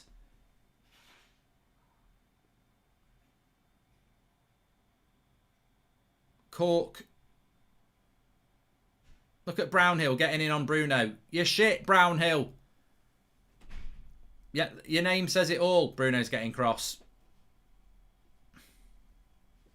I love Bruno. Look at him, Brownhill. Just shorten your name to 4 letters, mate. That's basically what your name is. Our spacing is crap. It makes every pass difficult, says Nate. Well, look, I mentioned this before when Flex was on. Wan-Bissaka's going to get... Oh, ref! Bloody right, ref! Book him! Send him off! Wan-Bissaka's just been booked there, which is a shame because he's having a good game.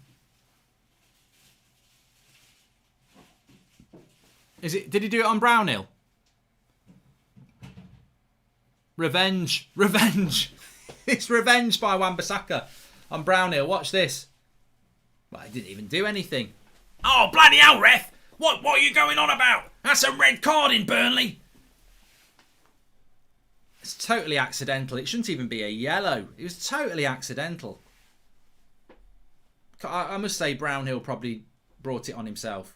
It's never a yellow, says James. I agree. That's what happens when you start bitching at Bruno, Brownhill.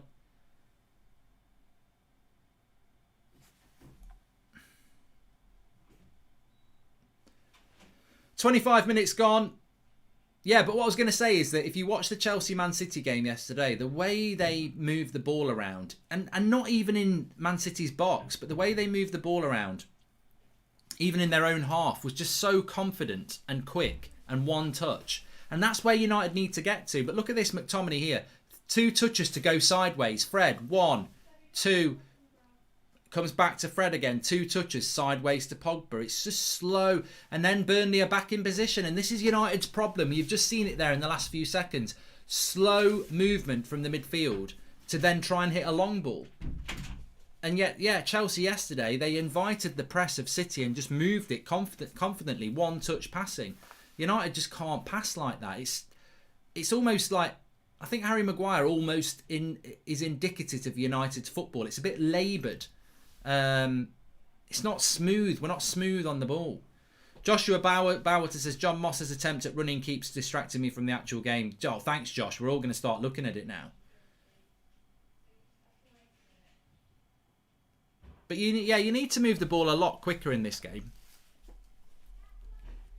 And a lot of that does come down to the coaching. This European Super League is really weird, isn't it? McTominay is bossing the midfield, providing the platform Bruno and Pogba need to shine. Sadly, they've been let down by Fred, Wan and Greenwood, says Zach McNeil. I don't know what game you're watching, Zach, but it's definitely not the one I'm watching. I think he's playing FIFA. I think Wan-Bissaka's been fantastic. And I think Greenwood's been very busy as well.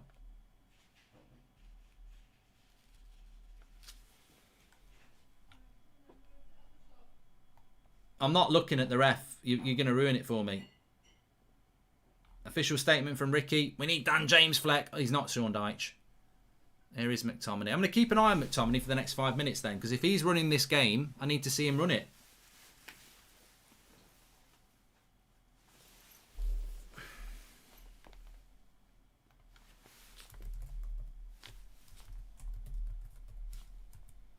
Don't need 2 CDMs.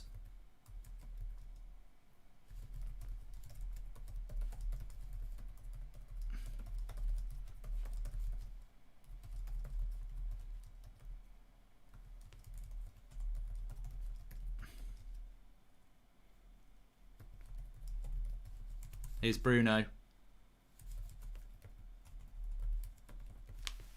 Into Rashford. Good shot. Good save by the keeper.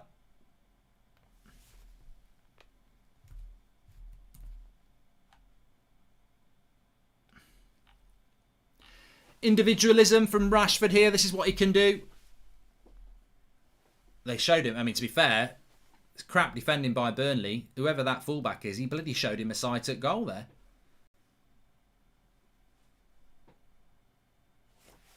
I'm trying to give you updates on the European Super League whilst also watching Man United. UEFA, the English Football Association, the Premier League, the Royal Spanish Federation have released a statement. I'll read it to you whilst the game is going on. But we've got a corner here. It's all going on. Cross comes in. Over the bar from Pogba. Using his height well today. So here's the official statement from UEFA. UEFA, the English Football Association and all the other leagues have learnt that a few English, Spanish and Italian clubs may be planning to announce their creation of a closed so-called Super League. If this were to happen, we wish to reiterate that UEFA, the English FA, will remain united in our efforts to stop this cynical project, a project that is founded on self-interest of a few clubs at a time when society needs solidarity more than ever. We will consider all measures available to us at all levels, both judicial and sporting, in order to prevent this happening. Football is based on an open competition and sporting merit. It cannot be any other way. I'll tell you what, they're absolutely spot on.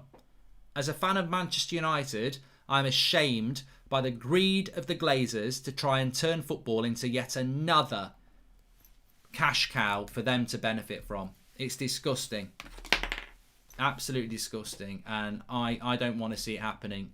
I really don't. Wood heads it just wide.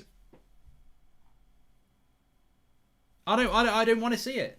My club's in it. You know, my club's in the Super League, so I could say, yeah, it's great. It's haha, everybody else. But no, football should be about equality and inclusion and you know, competitive element. A closed Super League.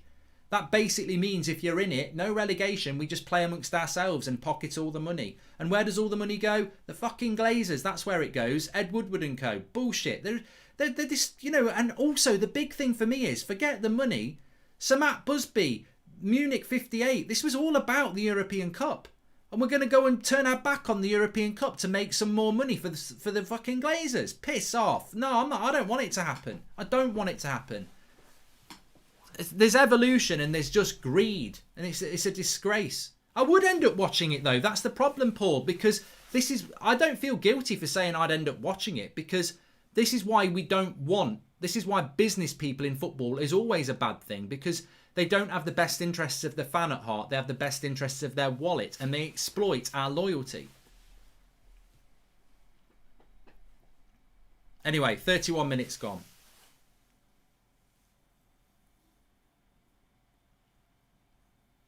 But Kroenke's doing it. Henry's doing it. Liverpool, Arsenal. Obviously, Man City want to do it. Levy wants to do it. Spurs are involved. So, Abramovich, you know, they're all as bad as each other. It'd be interesting to see what happens next.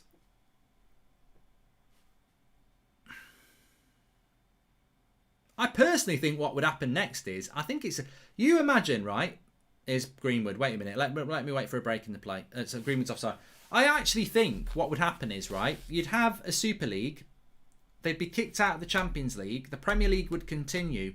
And I just wonder how long it would take for people to become bored of a Super League and actually more enjoy the Premier League with its competitive openness and a Champions League. I don't know. Oh, City don't want it, apparently. Fair play to City.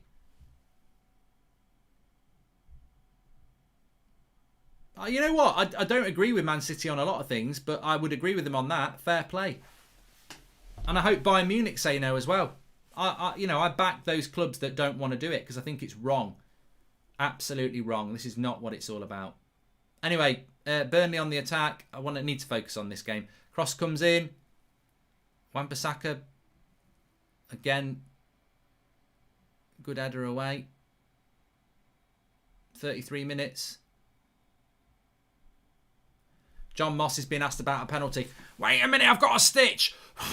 Let me have a breath. I don't know. They'll tell me in the ear.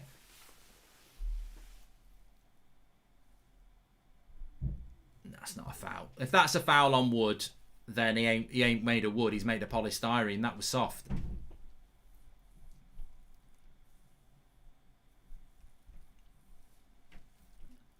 Keep it up, lads. Keep it up, Woody. To infinity and beyond. Keep it going, Tarkovsky. Keep it going, Brownhill. Keep it going.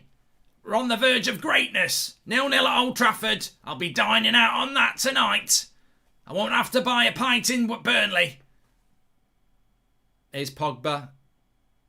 Oh, nearly slipped Greenwood in. Well, Flex did predict half-time 0-0. All French and German clubs have refused it, says Ram.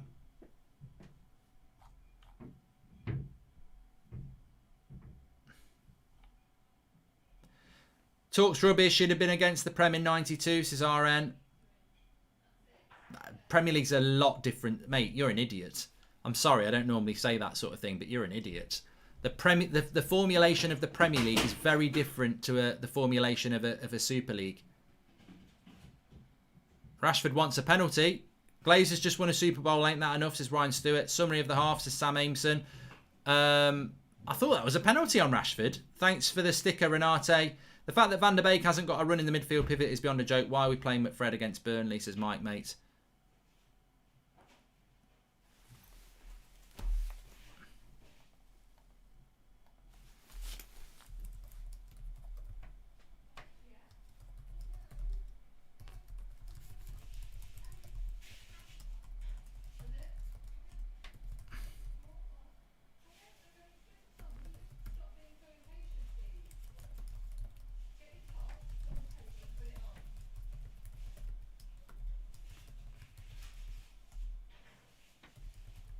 Here's that Rashford. No, it's not a penalty. It's not a penalty, Marcus, I'm afraid.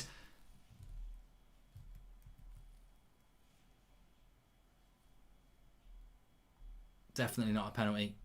How did Arsenal sneak into a possible Super League, says Chris. God knows. The fact that Van der Beek, yeah, we've done that one as well. United under Ollie sleep is so boring. Look at Chelsea with Tuchel and Liverpool. Well, I just put a tweet out there. I'll say it to you lot. You know, it's not an exclusive Twitter opinion. I just said on Twitter, how would you not start Van der Beek in a game like this? The movement from the midfield to the attack is snail pace. We will win this game, but it won't change the fact that for the how manyth time this season, and for 37 minutes, Fred and McTominay are unable to move the ball from back to front quick enough. It's boring. The only way we're going to score in this game, by the looks of it, is by hitting a long ball in behind them to get Marcus Rashford to run onto with pace. We should be able to carve them open. We should be able to move the ball better than this. McFred just slow the ball down all the fucking time. Side to side, boring passing. Like, why not just start Van der Beek where Pogba is and put Pogba in the midfield, or put Van der Beek in the midfield next to Fred or McTominay, but get somebody who can pass the bloody ball quicker.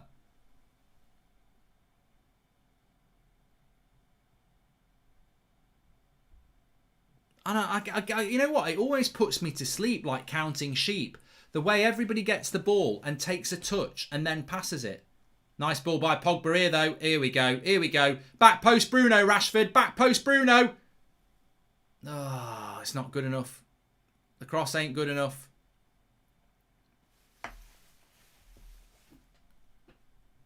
It's Van der Beek's birthday as well. How disgusting is this? Tactically thought this is why I'll always be Ollie out. Here we go. Oh, Greenwood. How's he not got on the end of that? Rashford across the 6-yard box. It's there to be tapped in. And Greenwood misses it like Gaza 96 style. Lovely ball by Bruno. I think Rashford would have been... No, Rashford's offside anyway. He's offside, but I don't know why Greenwood misses it. What a ball by Bruno. Rashford was offside anyway. Greenwood misses it. What a ball that is by Bruno. Lovely ball by Rashford as well. I don't know why Mason don't get on the end of that. I think he knew he was offside. It's Van der Beek's birthday as well. Disgusting that we're not using him, says the real G. Collective action starts with the individual. Stop this ridiculous nonsense about I'll watch it. You are part of the problem if you watch it, says Phil. No, Phil, to be honest with you, we will all watch the Super League because we are chained to this football club through loyalty. The reason I am not going to say that we won't watch the Super League is because we've still got the Glazers in charge, because our fan base is so toxically divided. We can't even remove toxic owners. So you think we're going to stop us entering the Super League? We're entering the Super League because we've got the owners that we can't bloody combine and get rid of. So it's not about individualism at all, Fergal. It's not. Problem with the Super League is that if someone runs away with it, what is there to play for? No top four, no relegation, just meaningless games. Exactly. I agree, Fergal. All players in the Super League would be blocked from representing their national teams in addition to all domestic leagues and cups. Good, Mr. Glenn Johnson. Arsenal in the Super League reminds me of the quote, bringing a knife to a gunfight, says Zen Kerry. McFred is there to protect Maguire. The team is set up to protect Maguire, says Alarico. Each team will get 350 million for joining and an extra 230 million for reforms. US Bank JP Morgan will pay that amount, says Shayon. I mean, it's massive money. That's why they're going. Money. We need quality to open Burnley up. Van der Beek is just perfect, says Vignesh.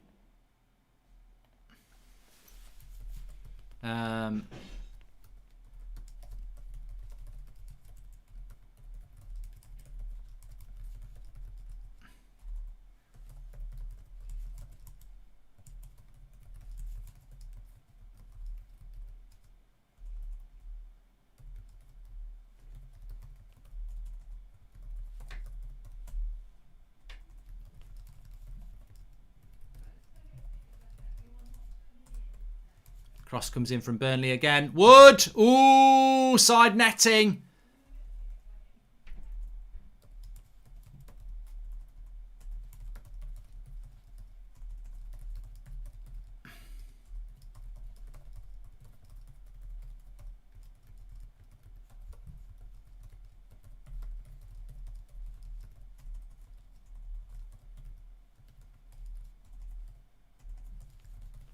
Well, I've just put a tweet out there. If you want to read it on Twitter, at Mark Goldbridge. I'm not happy about this news about Super League. Well, I'll read you the tweet. I've said that Glazers behind this European Super League is typical. The European Cup dream is what United was built on. Turning our back on it to make them more millions is a disgrace, and shitting on our history again. And it's true. Manchester United fans should be well and truly opposed to this European Super League, because it's turning your back on the European Cup. It's turning your back on English football. And Sir Matt Busby, I can't imagine Sir Alex Ferguson would be happy with it as well. But we, more than any club, look, we haven't won the European Cups that Liverpool and Real Madrid have. And, you know, they're looking to turn their back on it as well. But Manchester United, I mean, good cross by McTominay, it's going to go out for a throw-in. Manchester United, the Busby Babes, that was all about the European Cup dream. And these bloody Glazers want to take us out of it so they can pocket a load of more money. We've just, you know what Man United has become? A bloody franchise, a business for people who don't even know what the club's all about. It's disgusting. We should have got these lot out a long time ago, and now we're paying the price. We're paying the price now for having these people in charge who've got no care for me or you. They are out for themselves, and they will destroy this football club. Neville just mentioning how it's a massive scandal to be introducing the Super League in the current situation, and that the Big Six should be ashamed. Well, apparently Man City aren't part of it. I need to read more about it. And Ryan Taylor says it sounds very similar to the Nations League. Absolutely pointless. Whoever came up with the idea of a Super League should be sent into the sun in a spaceship, says Mr. Majax. Well, it's the chairman of all the big clubs. It's Perez at Madrid. It's Kroenke. It's the Glazers. It's Henry, at Liverpool. Disgusting. I suppose it's the big story during what's been a shit half, to be fair, though. And I'm glad Gary Neville's angry about it. And I'm glad I'm angry about it. And I'm glad you're angry about it. Because the fans have, you know, we've put up for this for too long. Been scapegoated for too long. Good play by Lindelof there. Woods just fouled Maguire. No, McTominay.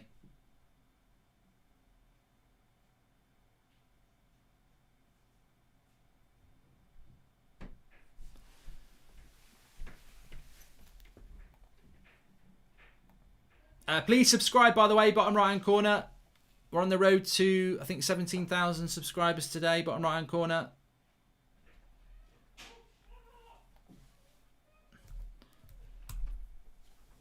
But a dull half from Man United.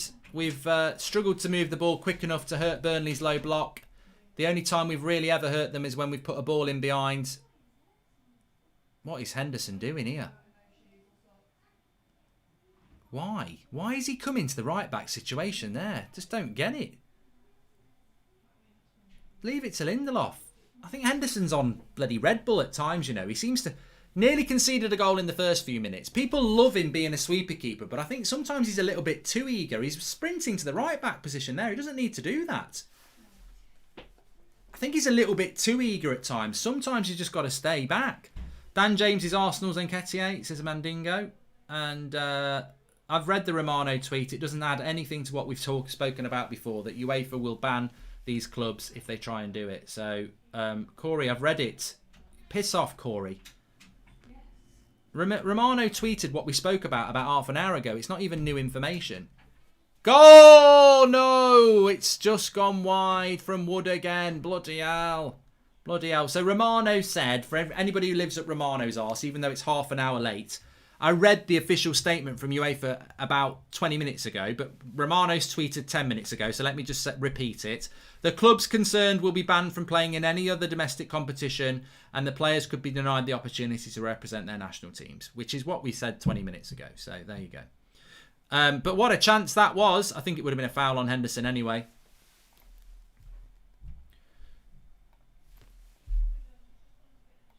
Poor from United. No, I wouldn't say it was poor in the sense that it's been boring. But it's been boring because we're playing with the same bloody crap back six as per usual. It's too slow. The tempo's too slow. We're playing into Burnley's hands here. And that's half time. And it's half time and it's 0-0.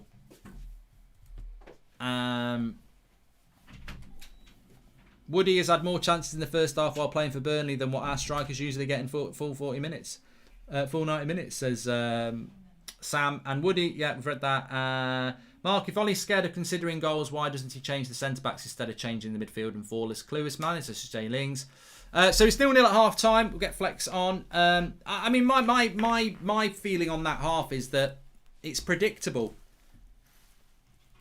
Let's all go and play in the garden. I mean, but that is one word that just basically sums up that half. It's predictable from Manchester United because it was predictable before a ball was even kicked. McFred, they're just not good enough.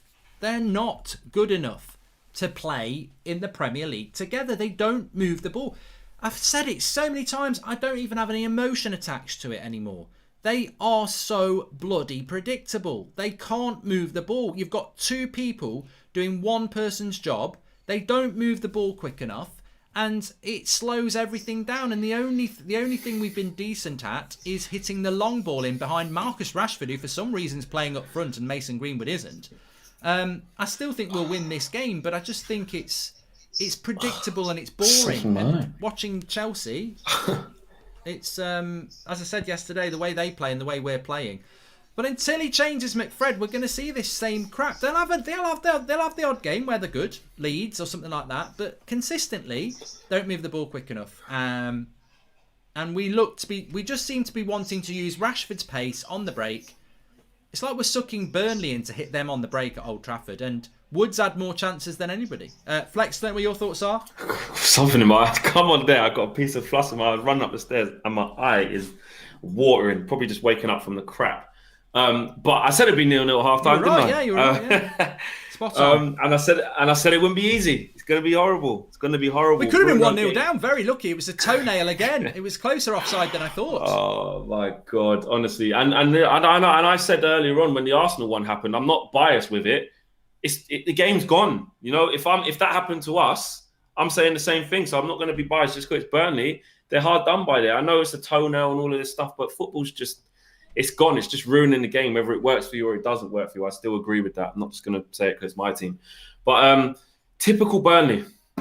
Typical Man United is what we saw. Yes, we were confident coming into it as fans and stuff like that. And you can be. You're entitled to be like that. It's your team. You've got to get behind them and that. But I think we're seeing, when I said, but do you think maybe it could turn into, can't break down the low block and could be a bit slow and then, that's what it has turned into. That's what it's turned into. I think Pogba was beginning to start having a say on the game. But then that kind of dwindled with the way we kept moving the ball. And you know what? This is why I did say, I think it was after the Spurs game in the fan forum, and I said it to the guys. I said, the only reason why I don't think Paul Pogba can play left wing every single game is for reasons like this. Because he vacates that side and he's playing like an inside left forward, he's allowing their right winger to get forward and put crosses in from deep on that side. I'm not saying that's his fault, but that's just the way he can't play left wing any other way. He's not a winger like Rashford that's going to face his man up, stay wide, get to the byline, look to come inside. He's going to come inside and he's going to stay inside. He's going to play as an inverted winger who comes off of that area. So that's an issue. We got caught cold a couple times. Wood making it difficult, just being a bastard, isn't it? Just being Burnley. They're being Burnley. I tell you what, I just wanted to and say we struggled. Well, just because my mind will lose it. I'm not happy with Henderson today. I think he's over eager. Bit dodge, isn't it? Bit dodge, the one just before half time, sprinting to the right back. There's no. If I'm Lindelof, I'm like, what are you doing? What are you doing? And then it's almost like he's trying to show to that keep he's good. it in, but then you're miles out of your goal. Like, if you're going to sprint there, kick it out. But don't sprint there in the first place. And in the first minute, he's sprinting to the edge of his box and Wood beats him. I think he's too eager to... This is the danger... I like Henderson. He's a good goalkeeper. But this is the danger you have when you've got two goalkeepers competing against each other. His mindset would be very different if he was the number one and always the number one. But because he knows he's got to prove himself, is it making him do things that are a little bit risky? And... Then you're not the goalkeeper United need. You've got to be steady. He's got to be really careful. I think it's a bit lucky there. He is a little bit lucky, a bit over-eager. Gary Neville said it in commentary. Sort of his starting position is almost one of, I want to come and get this. Yeah. I want to be involved. and that can sometimes go against you. It can. Needs to simmer, Nasra's right. He needs to simmer down a bit. He's on the boil. Yeah, just chill. Like you've got. Yeah, I know he's technically got it all to prove because he wants to be number one and stuff like that. But you can clearly see you've got the back in the volley, mate. Like you just bide your time and just relax. Just relax. You don't have to be the hero. Yeah. Do you know what I mean? Let them defend. Let Maguire get his head on it, or let McTominay, who's back there, get it. Let them do their jobs. And then if you can come and relieve some of the pressure and it's the right moment to, then fine. But just because it's Burnley, it doesn't mean you need to come and get it all the time. In possession now, I think Mason Greenwood's been wasteful, had our best chance of the game, should have scored, hasn't used the ball as well as he could have. Bruno's found it difficult. Did Bruno play against Burnley last year at home? Don't know if he did. I know he would have done that. Yeah, he would have done. But no, he needs to... He didn't, did he? He wasn't there yet, was he? It was the last game before we bought him. We lost 2-0. Right, there you go. So his first time playing against Burnley here at Old Trafford anyway. Welcome to it, Bruno. Got kicked off the pitch by Tarkowski, I think it was. Then he got kicked again. Like there's no point getting up and getting. This is Burnley, bro. This is what it is. Welcome to it.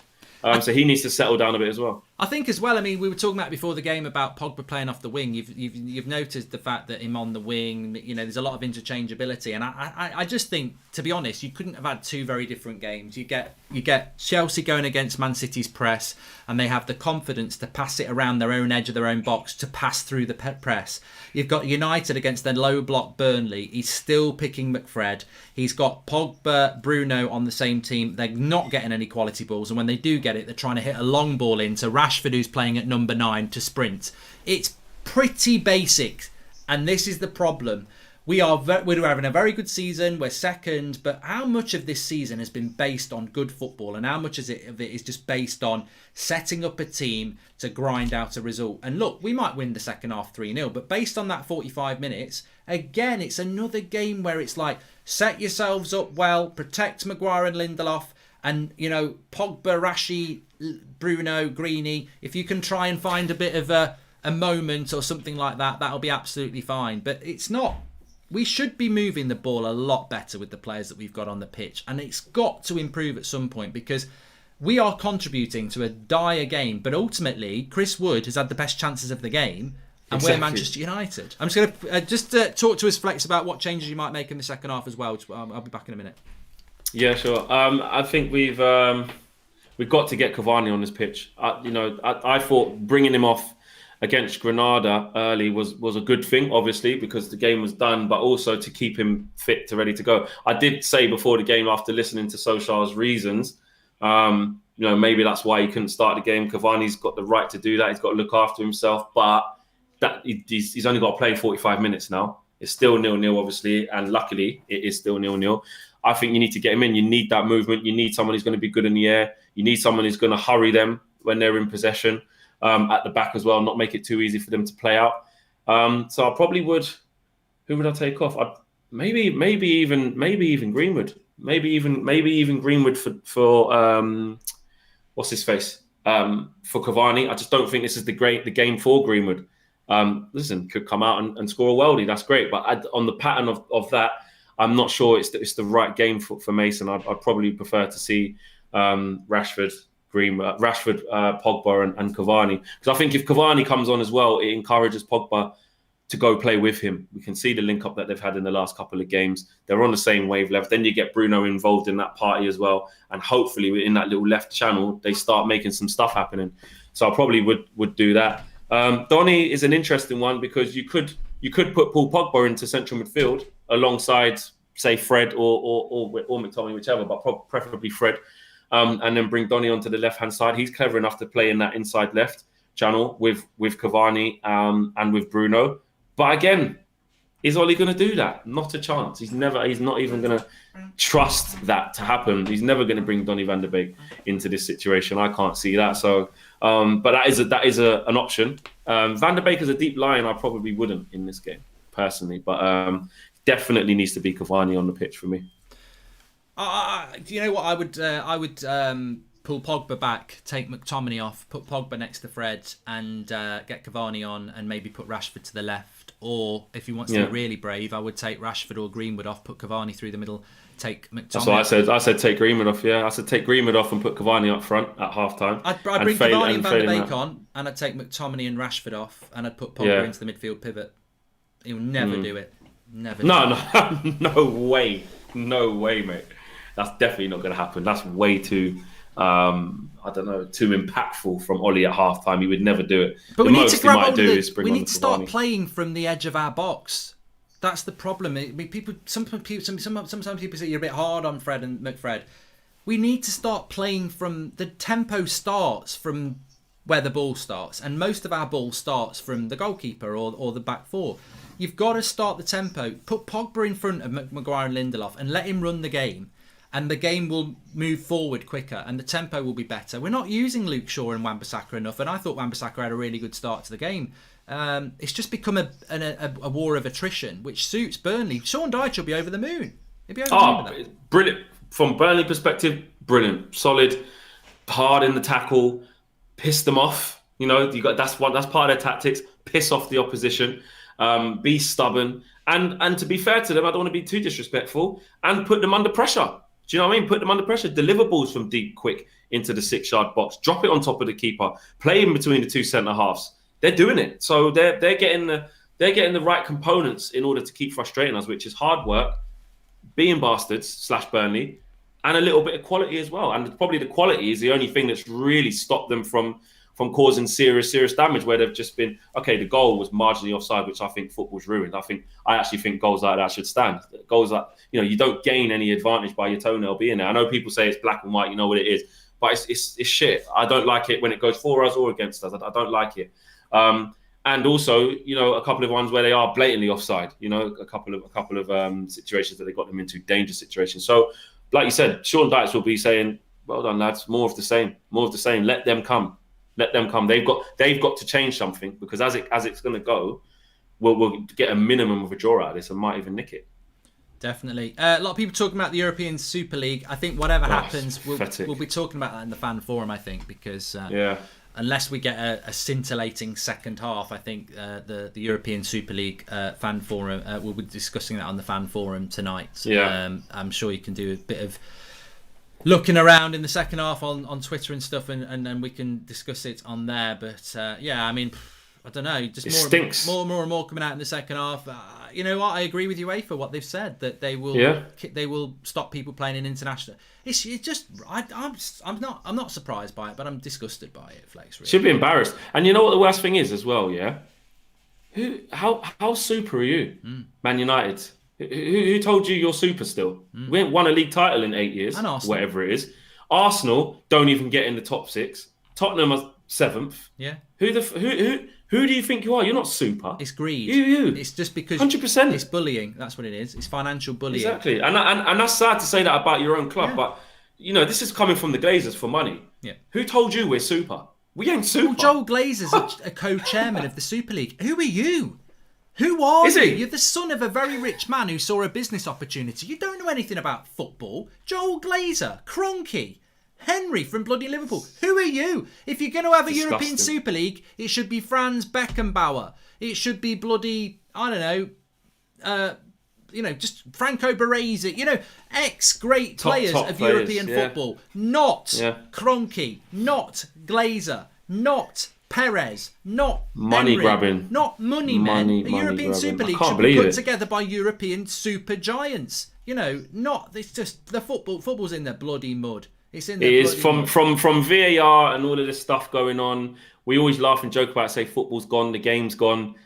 This is just another indication. And actually, the more I'm actually thinking about this now, so I know we've got to go, it's actually really sad what's actually really going on here. They're trying to actually destroy football in front of us. And you know what? You're right. We're powerless to do it.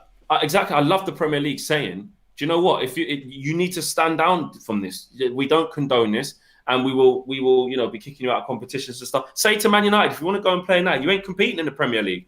You ain't getting no Premier League money. Go and sort your own league. Go and sort your own league out. It's an absolute disgrace. It's disgusting. I'm actually embarrassed to be a fan of a big club who's acting like this. That's not what big clubs do. That's what greedy clubs do. I tell you what, watching that goal that Burnley score as well, it's ridiculous how deep United went from a kickoff. So easy. Yeah. You know, and they done us as well, because they made us think it was going to go the other side and left that side open, overloaded the other side, and then they dropped it to the right side and then dropped the ball in. It's American, well, I mean, somebody just said there, it's American owners as well, you know, Arsenal. I don't know what the story is with Man City. Cavani's coming on. Yeah. Good. I bet it'll be for Mason. I bet the only one it'll be for Mason. I did call that. Fred. One. Let me know. Fred. So he has put Pogba in there. Put Pogba in there. Yeah, well, do you know what though, Mark? You have to say to Ollie, well done.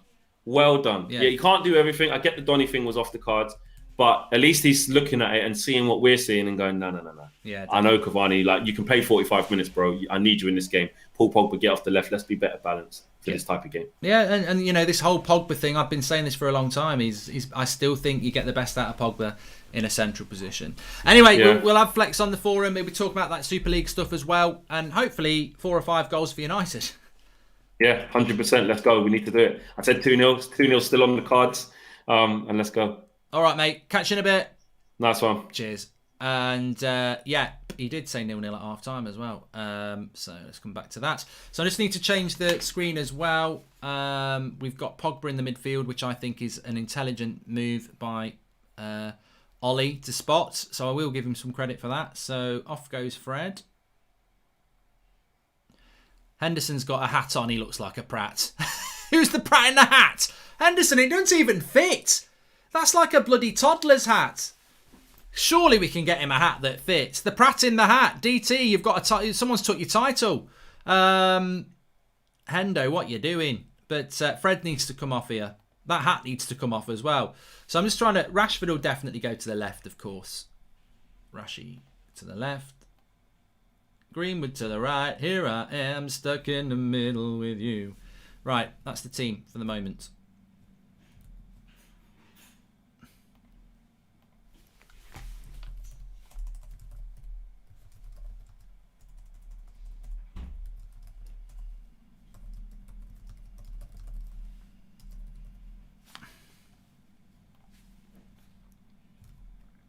Well, it started off as nothing and now I'm... All right, so look at some of your super chats. Maguire must be freaking out. No McFred protecting him now, says Alarico. I think United will take this game now because we're going to go on the front foot.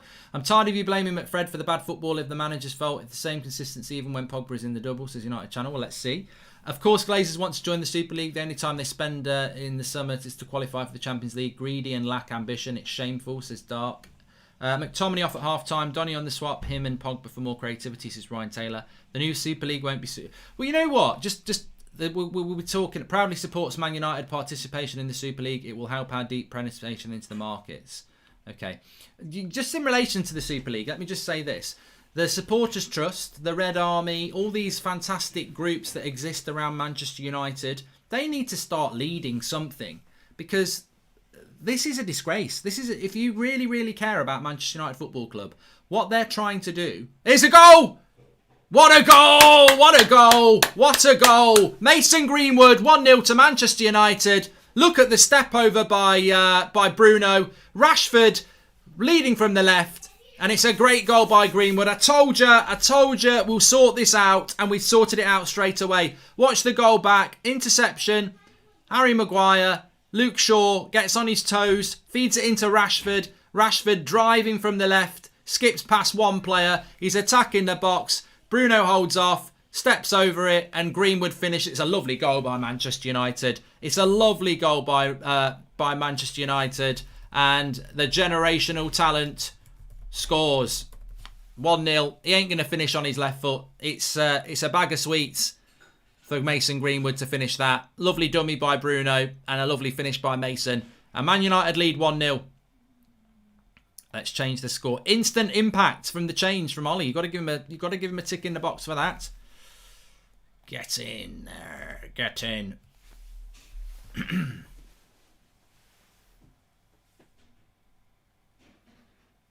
I don't believe it. I don't believe it. We score at the start of the first half and it's offside. Second half, they score. Oh, good tackle, Harry Maguire. Good tackle, Harry Maguire. Burnley were nearly back in there.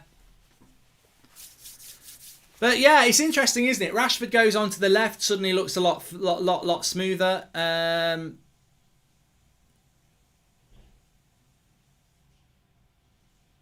Look at all the runners from Burnley in the box there, though. Where's the midfield here? Watch this back here. If Dwight McNeil cuts this back, there's only Luke Shaw there, and there's three of them. Come on, United, get the win.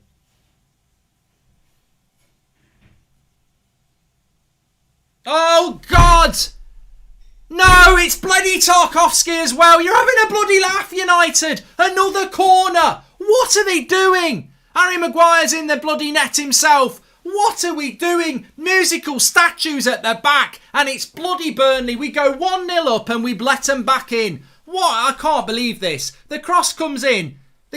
Luke Shaw's... Henderson's being blocked off by Luke Shaw. Oh, Maguire. Harry Maguire. Harry Maguire has been beaten in the air by Tarkowski. Is that not a foul? Is there anyone on the post? He's been bullied by Tarkowski. Go on, Tarkowski. He's bullied Maguire. He's the Burnley Maguire. He's bullied him. He's bloody bullied him. £80 million we spent for your forehead, and you can't get it. You can't get your bloody head on it. Of all the goals to concede against Burnley, we concede when they bloody target our best player in the air. Tarkowski's just bullied Harry Maguire. I can't believe... Oh, I was watching the replay. I was expecting it to be Fred in his tracksuit or something. Not Harry Maguire. And sit down, everybody who says we're good on crosses. Oh, we're great on crosses into the box. Now we've got Henderson in goal.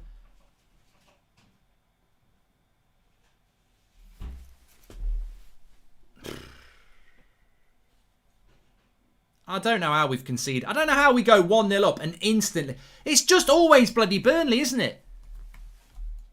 This happens, I know a lot of you don't like FIFA, but this happens to me on FIFA. Every time I think I'm going to beat Burnley, they'll bloody straight away scripting. They're back. If I was predicting a goal today, I would never predict that. I thought Henderson would come and get it. And then if Henderson's not going to come and get it, I thought Maguire would definitely win it.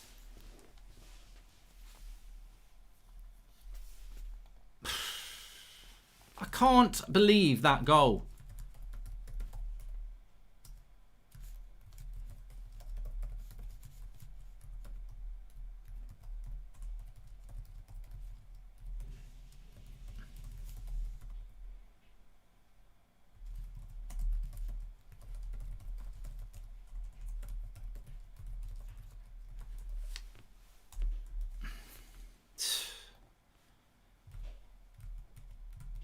That's the sort of goal that I would. There's two issues with that for me. One, I think Henderson's got to come for that. It's right on the edge of the 6-yard box. And two, Maguire's got to win that. And the thing is, you might like those players, you might dislike those players. It's not even about that for me. Harry Maguire should win that because that's what we paid the money for. He's good in the air. And Henderson is meant to be better than De Gea on crosses, so he should come and get that as well. It's a really surprising, disappointing goal to concede. Really, really disappointing. Because I wouldn't have thought we would concede a goal like that. You'd expect it to be Tarkowski against Lindelof. You'd expect De Gea to be in goal. That's the sort of goal we should not concede. Maguire should not lose that header. And I think Henderson should find a way to come for it as well. But it's probably what Burnley deserve, really.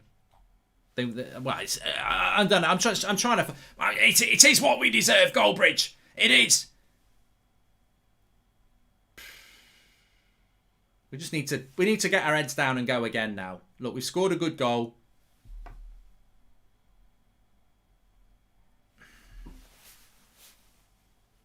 We're caught napping. It's the worst time to.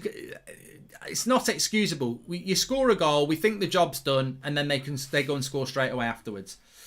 How's your day going, says Patrick? Oh, it's bloody great, Patrick. Absolutely great. To be honest. As I was saying before, on the European... can I just say, the European Super League could be bigger than anything United are doing at the moment. Zonal marking, says Amar. Yeah, well, zonal marking never works for United. I mean, how many times have we mentioned that over the last year? But what I was saying before is, Manchester United, we've got groups like Manchester United Supporters Trust. We've got the Red Army. These are fantastic groups that are linked very close to Manchester United Football Club. And they need to start doing something around this because they represent Manchester United fans. And it's a disgrace. Like Gary Neville said, like I've said, like you've said, it's a bloody disgrace that Manchester United are part of. He's out of his goal again, Henderson. What's he doing? He's having a bloody joke. He's having a terrible game at the moment. But they need to start coming together and working together, because we as a fan base need to say that this is unacceptable for Manchester United to be thrown into a European Super League because the Glazers want to, and the fans have got no say in it. It's a disgrace, an absolute disgrace. And look, if they can bring the fans together as well to get rid of the Glazers, even better.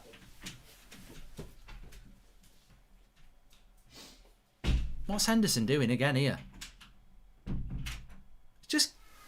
He's coming. I don't know what's wrong with him today, but somebody should have had a word. That's Lindelof's ball and he's miles away. He's having a bloody nightmare. What is he doing?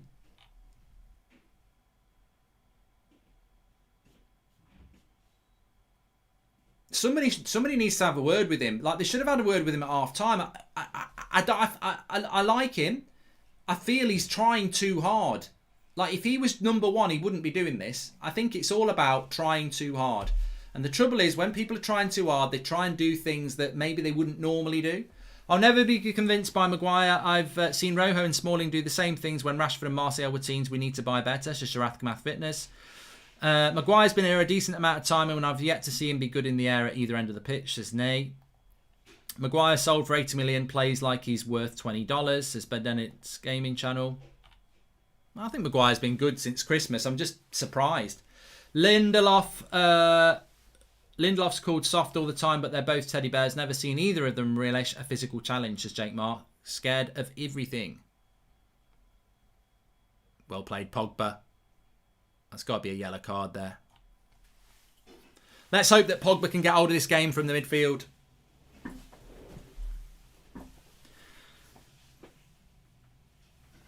TNSA says, I want what Dean's smoking. I think he wants to play up front. Mark Goldbridge channel has had a rebrand, says Patrick Kennedy. As shout out to Drawty. Also shout out to Boohoo Man. I'm wearing some of their active range today. 40% off for United Stand viewers using the code United Stand through the link in the video description. Here's McTominay. There he is. Little roll of the ball and basically goes nowhere. Fucking what? Why take 3 rolls of the ball when you could have just played it? Oh, here we go. He could have run him there. Brownhill. Come on.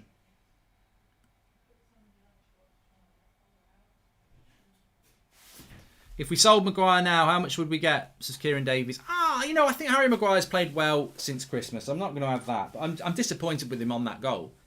It's bread and butter.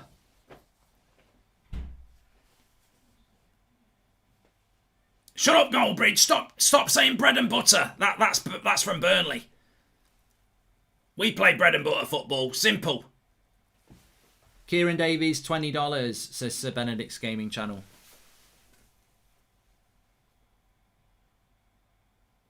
Oh, Rashford. Megs on McTominay. Tell you what, Dwight McNeil don't fancy it against Wan-Bissaka, does he? Keeps turning away. I think Henderson comes out because he's scared of his defence, says Daniel Gibson. Well, he's obviously doing it for some reason, but it's not necessarily a good idea. Van Gaal, Mourinho, and now Ollie have all been obsessed with tall Brownhill midfielders, says Edgar Gonzalez. Please subscribe, by the way. We're 300 away from 18,000. Bottom right-hand corner to subscribe. We've got the match reaction with the player ratings coming up after the game. We've got the fan forum as well after that, where we'll be talking about the European Super League. We're live every morning at 10 o'clock with the Man United news and transfer news, and obviously every night at 8 o'clock as well. So get involved, subscribe, bottom right-hand corner. Thanks everyone for tuning in. Half an hour to get rid of this Burnley, I don't know what to call it. Bloody Burnley. McTominay, Bruno, Greenwood. At least Greenwood's direct. There's no urgency when McTominay's got it. Got to move the ball quicker, Scott. At least he took Fred off. He got that right.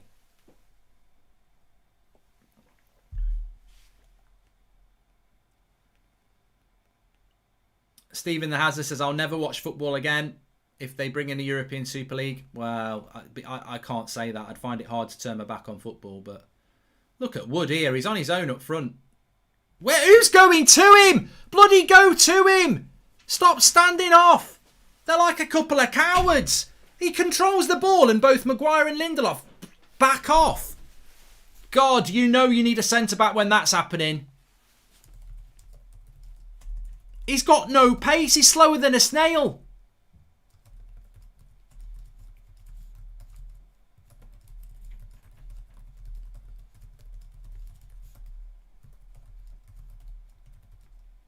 Rashford.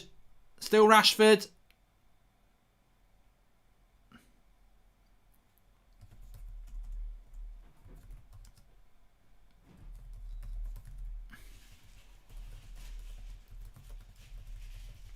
We need a new bloody centre-back. Here's McTominay. Good tackle. Come on.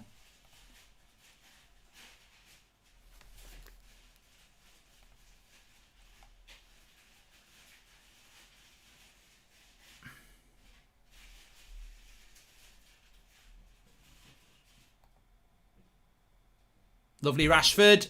Oh, that's good. I'll tell you, Rashford's looking up for it today. Maguire has played better. He hasn't played well. I'm sorry. Flapping at clearances. Dozy look on his face when he messes up. A poor investment, says PQ. Mark, if this super... Yeah, okay, I've read that one.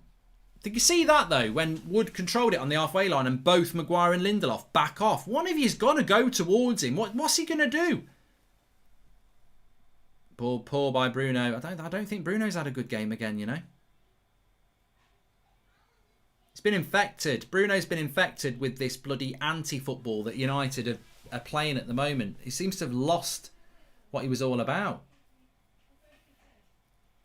Mark, I forgot changing the keeper makes our centre-backs never make mistakes. What's happening with De Gea is a disgrace. Henderson can't fill his boots, says Braden. Well, I think that I don't blame Henderson. I blame the manager. I never thought having two goalkeepers was a good idea. I said it at the start of the season. It doesn't matter how good you are as a goalkeeper. You know there's another good goalkeeper on the bench. Sharing the load basically means not making a decision. It's weak. It's weak what we've done with Henderson and De Gea. He should have made a decision, because by not making a decision, you keep your goalkeepers like, I don't know who's number one. If I make a mistake, I've got to do things that I wouldn't do. And that's what Henderson's been like today. He's playing like a goalkeeper who's nervous, wants to impress. And I think that this all could be preventable by having a goalkeeper, by the manager making a decision. Nothing wrong with Henderson making sure when Lindelof was running backwards, rather my keeper be safe than let the ball lob his centre-back. Kappa, he took his centre-back out after he'd headed it. That wasn't a good decision, I'm afraid. If Fred's on the pitch, he stops that cross. Poor sub. What? The cross from...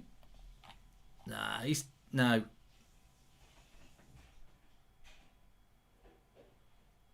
Oh! Burnley've just had a shot and it hit bloody Wood. No, it didn't. It was Dwight McNeil. I think this was going in. Bloody hell. We've been a bit lucky here today. Hit Brownhill. You shit, Brownhill. You got right in the way. Dwight McNeil has a shot. Well, Brownhill was offside anyway. Get Donny on. Yeah, I would get Donny on. I would get Donny on. We need some creativity. Definitely. Nice ball over the top for Rashford. I think Rashford's had a really good game, Oh, lovely skill. Oh, Rashford's on fire this half. He's been brilliant. Absolutely brilliant. That's that skill move. That's my skill move. I invented this about 15 years ago. Watch what he does here. It's this little roll, but the ball moves with it. Yeah. Well done.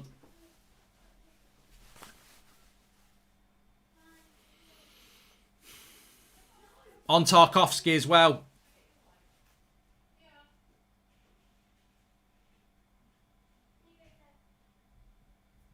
Corner to United. It's never Bruno's fault, but always Maguire and Lindelof have the same energy for anyone, says Rash. Yeah. I must blame Bruno for his being 1-1. I must blame Bruno for it being 1-1 because he was really at fault for that goal, wasn't he? I totally agree with you, Mark. A keeper needs 100% faith from the manager even after mistakes. Henderson is trying too hard, trying to be prime Neuer, says Braden. Yeah, I agree. Mark, you keep supporting this boring football. Second in the league, mate. I don't need to take lessons from an Arsenal fan. Cavani is not going to get his service as long as Rashford's on the pitch. Rashford is not a useful player against a low block. Yeah, well, he's trying to do it all on his own, isn't he? It's a good point, though. The problem is, when you play... You make a good point. We've spoken about this week. When you play Pogba and Bruno in the final 4 positions, you get more chances for your number 9. When you just play Bruno, he becomes isolated, and Rashford and Greenwood don't really create chances for the number 9. So, but then you rely on the individual brilliance of Rashford, who is playing well, but we're not providing anything. Who cares if you took him out? He hit his back. It's a man's game and a contact sport. If Lindelof misjudged the flight and got lobbed, you'd be saying Henderson has to be there. Says no, I wouldn't. Kappa, nope. Mark, do you think we should take off Bruno and put Van der Beek? All right, Kappa. If he's coming for Lindelof outside his box, why didn't he come for the cross on the edge of the 6-yard box? I don't think he's had a very good game, Henderson, today. I like him, but I don't think he's had a very good game. I think his judgment's been all over the place. And I think a lot of that's to do with this unnecessary competition we've got between 2 good goalkeepers. The best thing about the Champions League is seeing the elite teams play each other in such a competitive format. The Super League would take that away. Yep, Edward. It's a money-making exercise. And we as the fans are meant to swallow it. You imagine if there's a Super League, there'll be no relegation. So if your team's at the bottom, it's pointless. If you're mid-table, what's the point? It's just a money-making exercise. It's an exhibition. The European Super League will be the worst thing to happen for Man United since Mr. and Mrs. Woodward had too many glasses of wine, says Luke Ledge. Bring on Karaki for some creativity in the midfield. Well, the thing is, Pogba's gone into the midfield and nothing's happening, is it?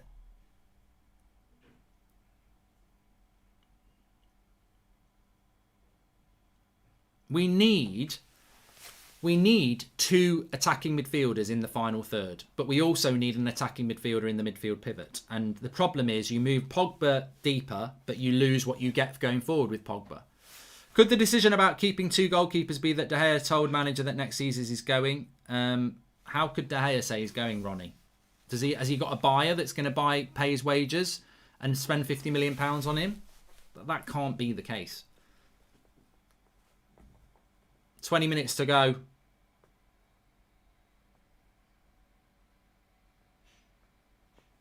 And we are playing 2 CDMs here as well, let's not forget.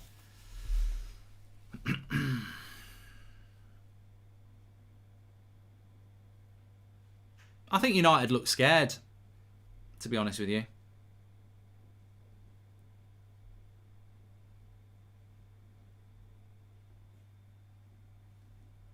Here's Greenwood. It's done well. It's done well. See, look at all the movement from Cavani in the middle. The ball's just not coming in. Put the ball in. It must be so frustrating for Cavani. The ball just doesn't come in.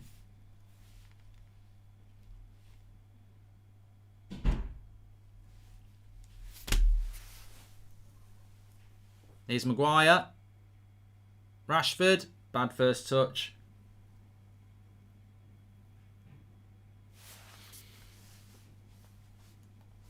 So were the teams in the Super League not playing the Premier League or just as well as the Premier League? No, they won't be allowed to do it, Mitchell. The UEFA and Premier League have already said you're out if you do it. So there can't be a relegation, can there? How Van der Beek isn't playing over McTominay is unbelievable. He offers nothing and keeps slowing the game down. No creativity or urgency. Get him out of the club, says Anil Sharma. I think Rashford's coming off because he's injured. Oh no, he's not. He's still on. The way Dino places the ball for a goal kick and wipes out his centre-backs for no reason is different gravy. What a legend, says Sean Atwood. There can't be a Super League. Other teams will fight it and drag it through the courts. Loss of revenue through a devalued Premiership for once, says Nick P.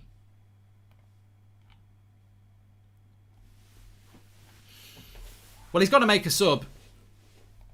Nice ball into Luke. I tell you what, Luke Shaw's been very quiet today. Bruno with the header. Half a chance that.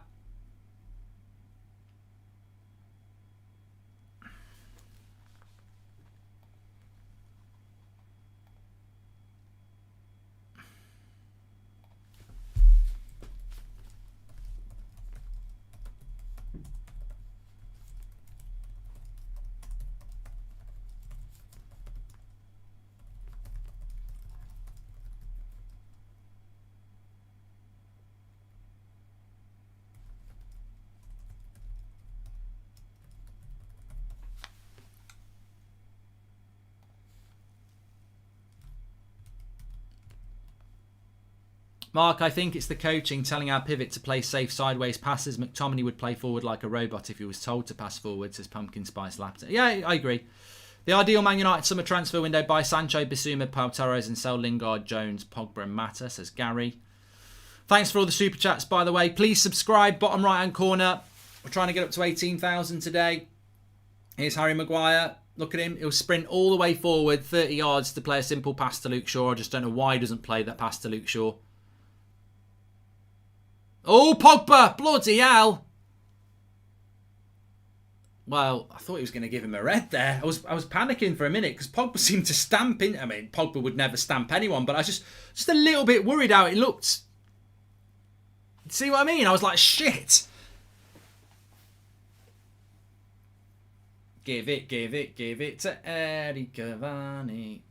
It's all right. He's not even going to book him. It's just a foul. Can the Premier League honestly afford to get rid of the top six? That would only let Leicester and West Ham as the biggest clubs in the league, says Joskian. Well, we could all just abandon our clubs and go and support like Leicester.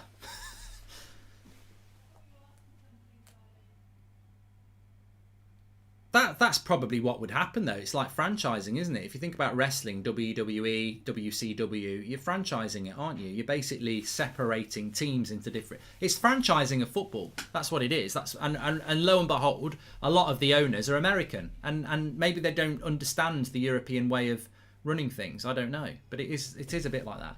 Marks, what is scary is that when City lost De Bruyne last time, they went on that winning streak. So I think Pogba not need to be worried about them, says MG. As an American who got into soccer just a few years ago, the idea of a Super League seems really cool to me. What would be so horrible about it, says Chance.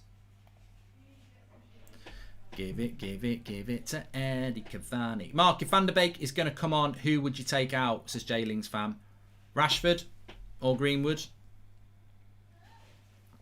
We're not creating any chances for Cavani. Here I am. Put the cameras on me. Get them on me. Look at me. Look at me. I'm a man. I'm Sean Dyche. None of this fucking ollie ball.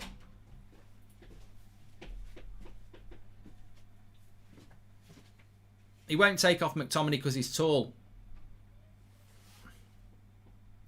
What's with Ollie and no subs in the last half of a game, says Sally Ahmed. Standard. He always does this. We'll probably win it 2-1, but he always does this. He did it against Wolves, didn't he? Like, we need a change. He won't make a change, and then there'll be a last minute winner, and he'll be like, I was right, which he is.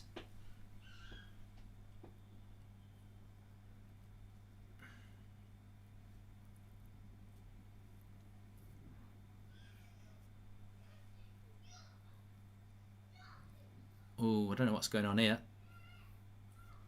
Tarkovsky. Head injury. Hold on a minute. Give it to Eddie Cavani. Watch on the go.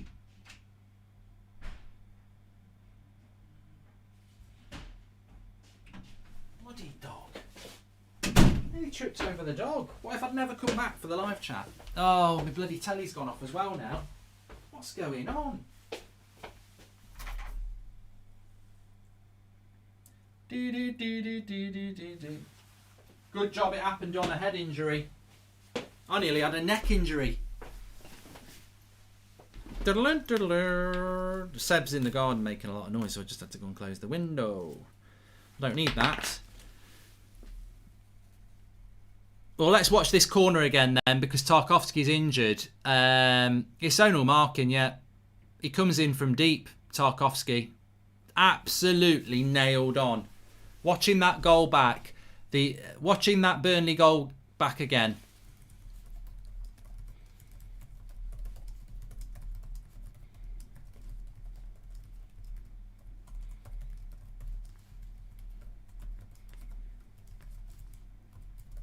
Zonal marking.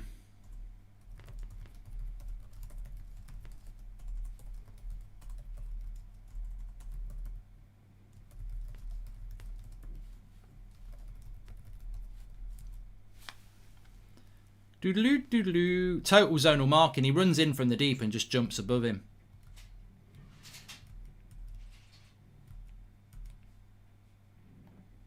Good to be with you today, Mark, says Sean Finity. What is the Super League? Eclipse City. I wouldn't even look into it. Henderson looks like a prat in the hat. What is he doing? Our 8 million signing who we bought to be good in the area, is he actually? Says Vignesh.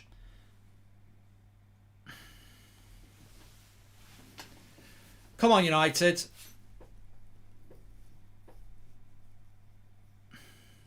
I want to. The thing is, you know, when you've got something you really want to say, really want to say, oh, lovely play by Luke Shaw. Who's the daddy? Corner to Man United. I just wanted to say it all day. Who's the daddy?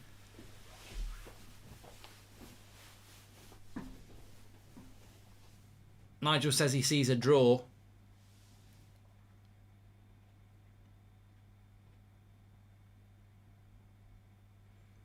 Luke Shaw with the cross. All the way to the back. Hit it, Bruno. Hit it. Oh, blocked. Mark, United should sell Pogba and use Van der Beek as cover and buy Shio from Betis, says Ralph. Player ratings will be up and running, actually. They are up and running on unitedstand.com if you want to do them. I'm just going to get you the link and put it in the video description now. 15 minutes to go.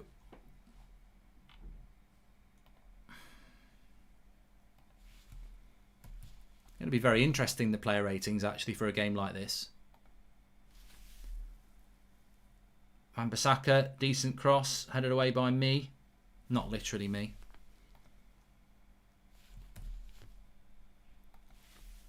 So yeah, the link's in the video description now for the player ratings. If you're interested in doing that, mark every player out of 10, 6 being the average.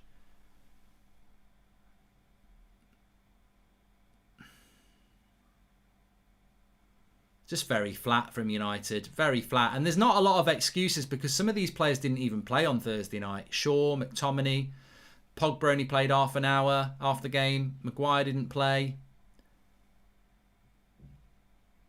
Rashford didn't play.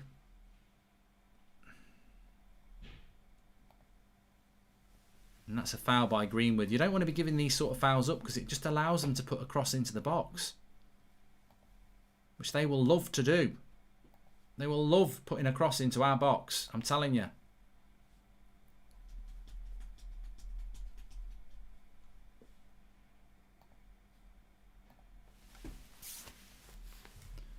In it comes.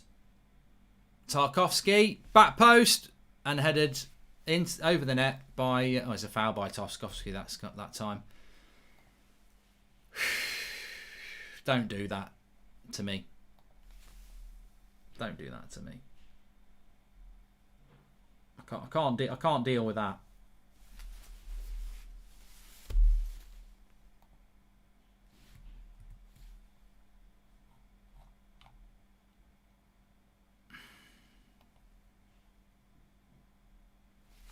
I can't deal with Burnley winning this.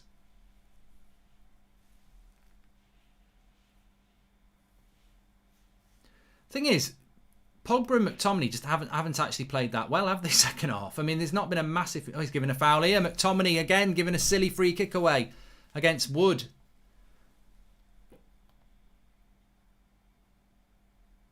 Don't want to be giving away free kicks in this situation. Terrible control by McTominay, and then Wood just uses his body to get in front of him. It's soft, Scott. It's soft. He's played you there. He's played you like a piano. He probably can't play a piano, but he has played you.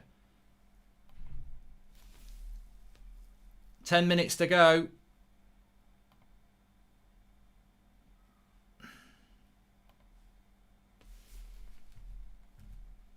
Cross comes in, headed away. They'll take a corner there. He'll love it. He'll love a corner. He'll love a corner. And he's got a corner. Me wins a corner.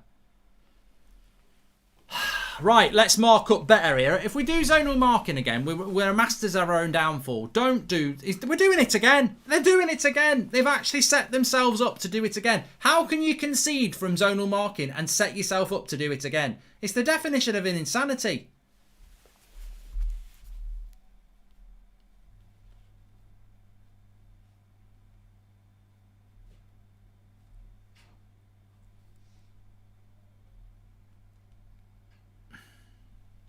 Cross comes in. Oh, he's got it that time because he did what he needed to do on the first goal. See, Henderson, that's what we wanted to do him on the first one.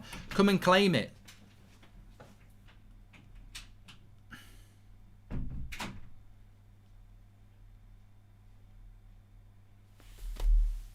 Bloody hell.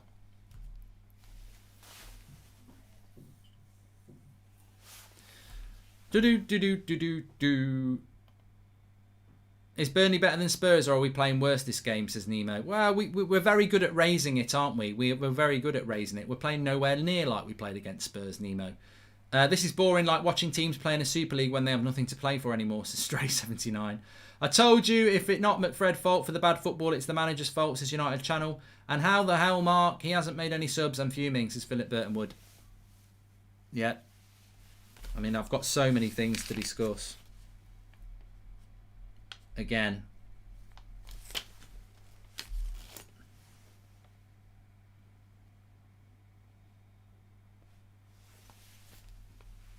I mean, the subs thing is ridiculous, really.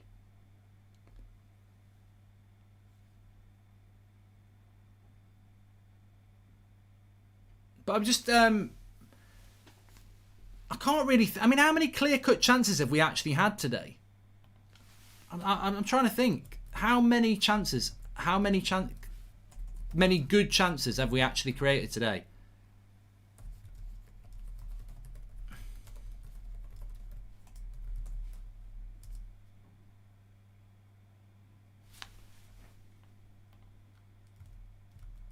I don't. They're in the box again here. Well done, well done. Van der Beek's coming on. 8 minutes. 8 minutes. It's too late. If you're going to make a sub, give them time to change the game. It's like, I always think making a sub on the 80th minute is just pointless. 90th minute, you're doing it for killing time. 70 minutes, give them a little bit of time. But 10 minutes, I've never understood 10-minute subs. I don't really see what it does. It's indecision. It's late. It's too late. And it's not even 10 minutes. We're nearly at 83 minutes.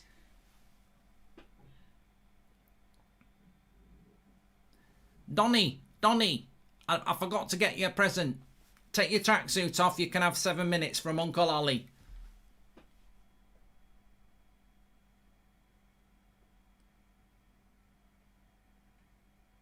Come on. Whip it, Scott. Whip it. Corner. Gimme, give it to Urgy Cavani. Van der Beek comes on for Rashford.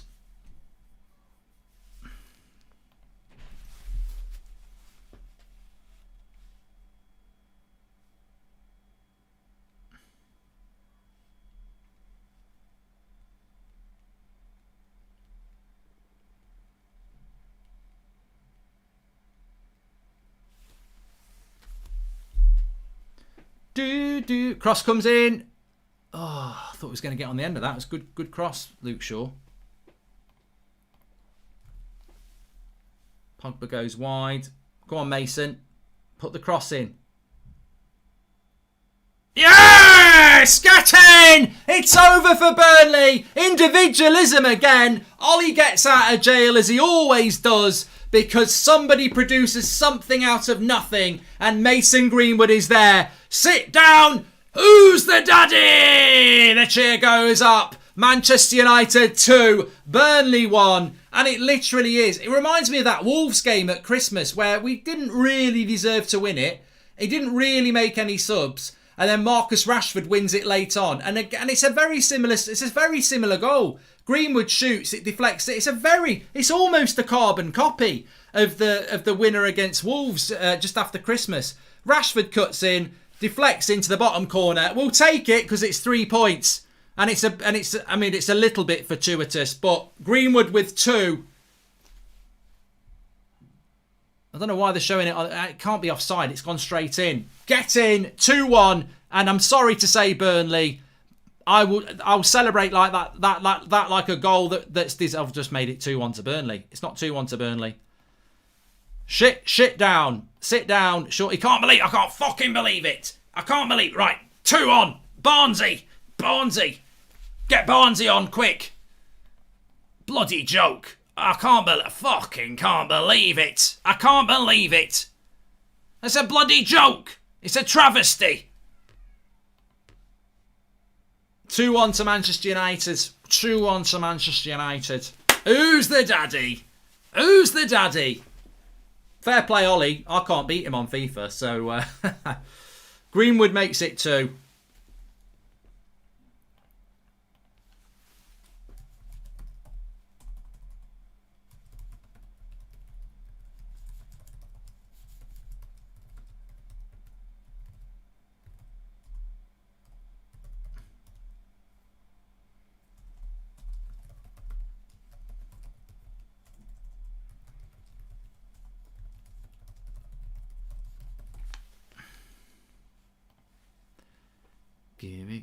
Give it to Benny some money. Apparently the British government's come out and condemned the European Super League now.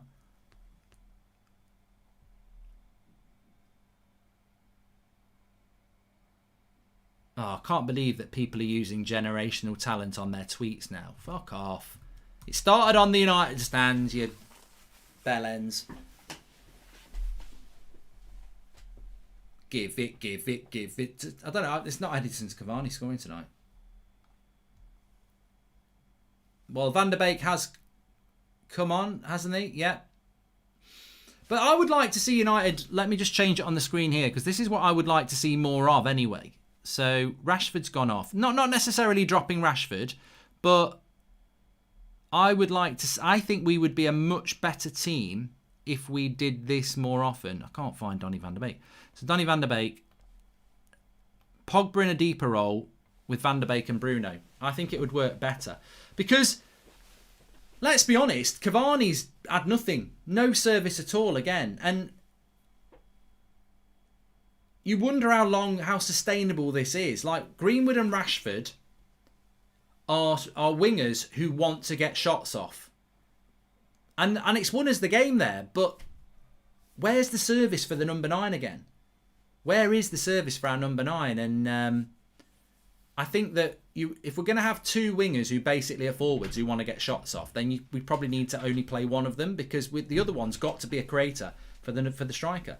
Donny comes on and we score. What a guy, says Jack. And your Sean Dyke impression is almost as good as Bob Mortimer's on the Athletic Mints podcast. For real, says Ryan. It hurts my throat, Ryan. It is the graveyard shift, K8.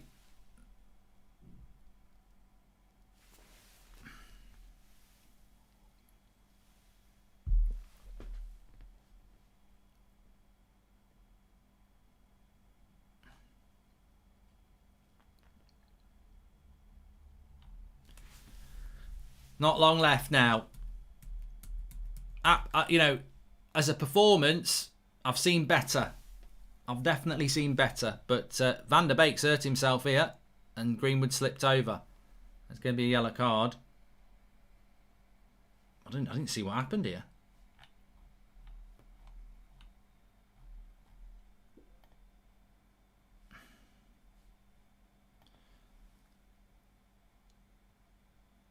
Oh, he trod on his foot. Oh. Did he tread on his foot or did he catch his shin? Oh, bloody hell. I think that would have... Tarkovsky treading on your foot. It's like a car running over your foot. That's going to hurt.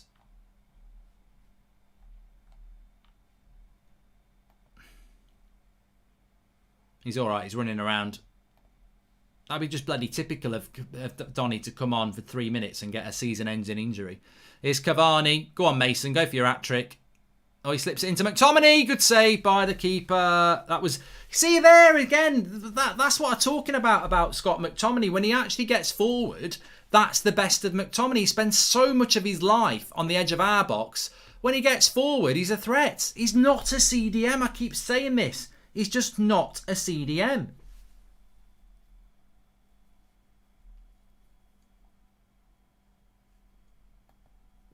He's a box-to-box midfielder, and that's where you get the best out of McTominay.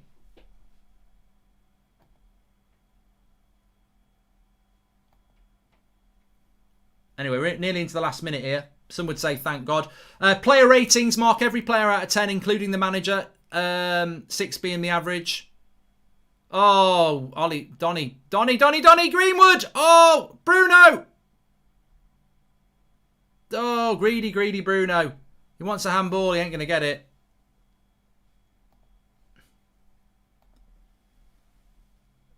Lovely little bit of skill here from Donny. Greenwood gets on to the end of it, goes for the shot, hits the keeper's head. And Bruno should have passed that back to Greenwood. You're never going to get a handball for that.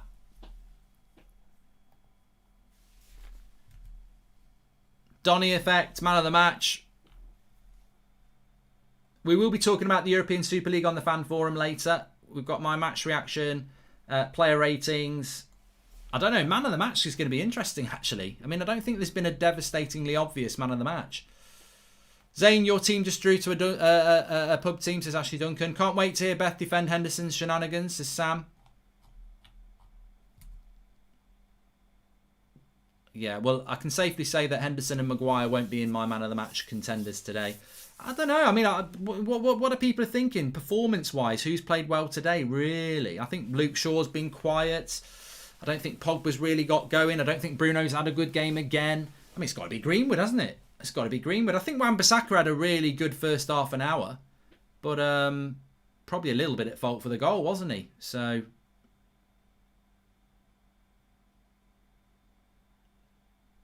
Oh, McTominay didn't fancy that 50-50, did he? Oh, he's left Lindelof for dead here. Great tackle, Luke Shaw. Oh, he got bloody hell. He skipped past Lindelof. He went past Maguire and Luke Shaw made a great tackle. Now Cavani goes wide to Greenwood. Reconnection successful.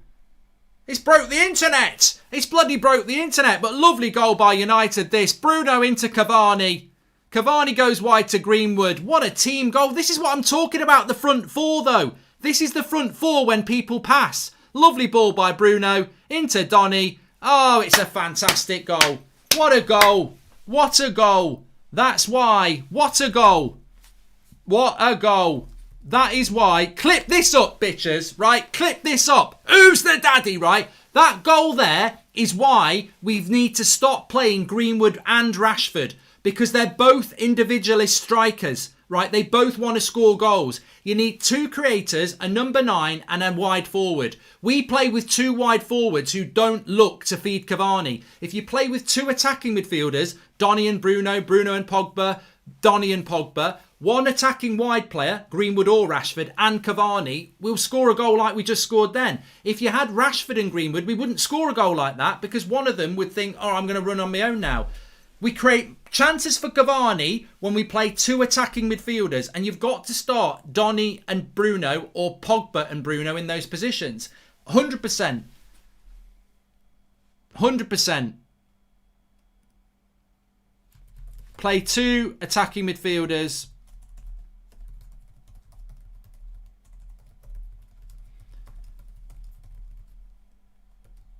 What a goal. What a goal. I just overjoyed with that goal. Overjoyed with it. And it really does bring back what I was saying about we don't create... It's a graveyard shift for the number 9 when you play two wide forwards. It really is. But Van der Beek with an assist. Get him involved. Get him in the team. Get him in the bloody team. We play more intelligent football when we've got bloody Donny in the team in a more advanced position. Playing with Bruno, not instead of Bruno. And Cavani gets it. Oh, I'm fucking furious. I'm fucking furious. I've had enough. I've had enough. I'm bloody fuming. I've been beaten by Ollie. I can't believe it. I can't believe it. But 3-1 to Manchester United. I haven't even changed the score on the screen. 3-1 to Manchester United. Who's the daddy football for Manchester United? The best bit was the goal. There were some shitty performances from United out there. I mean, can't wait to do the player ratings. There's 3 players that I think are getting below a 6. But ultimately, that lad there, the generational talent, gets 2. Cavani gets 1 and Manchester United get 3 big points. And that's what it's all about. That's what it's all about.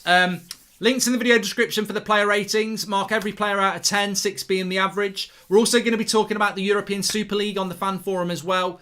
And get your player ratings in. I'll be live again in a minute or two to go through the match reaction. I've got loads of things to talk about actually. But Burnley in the mud. 3-1. Manchester United. And sorry, Sean Dyche. It's over for you. It's 3 points for us. And it ends. The last bit of play was the best bit of the game. Let's be honest. Right, I'll see you on the match reaction anyway. And make sure you do your player ratings. UnitedStand.com. Or go through the link in the video description. And big shout out to Boohoo Man. You can get 40% off their active range using the code UnitedStand, like what I'm wearing. 3-1 to Manchester United. The Donny effect. I'll see you on the match reaction. Do your player ratings. See you in a minute. Give it to Eddie Cavani. Pass him the ball and let him score all the goals. Give it to Eddie Cavani. Pass him the goal and let him score all the balls. Why is that not working? Why are we still streaming here?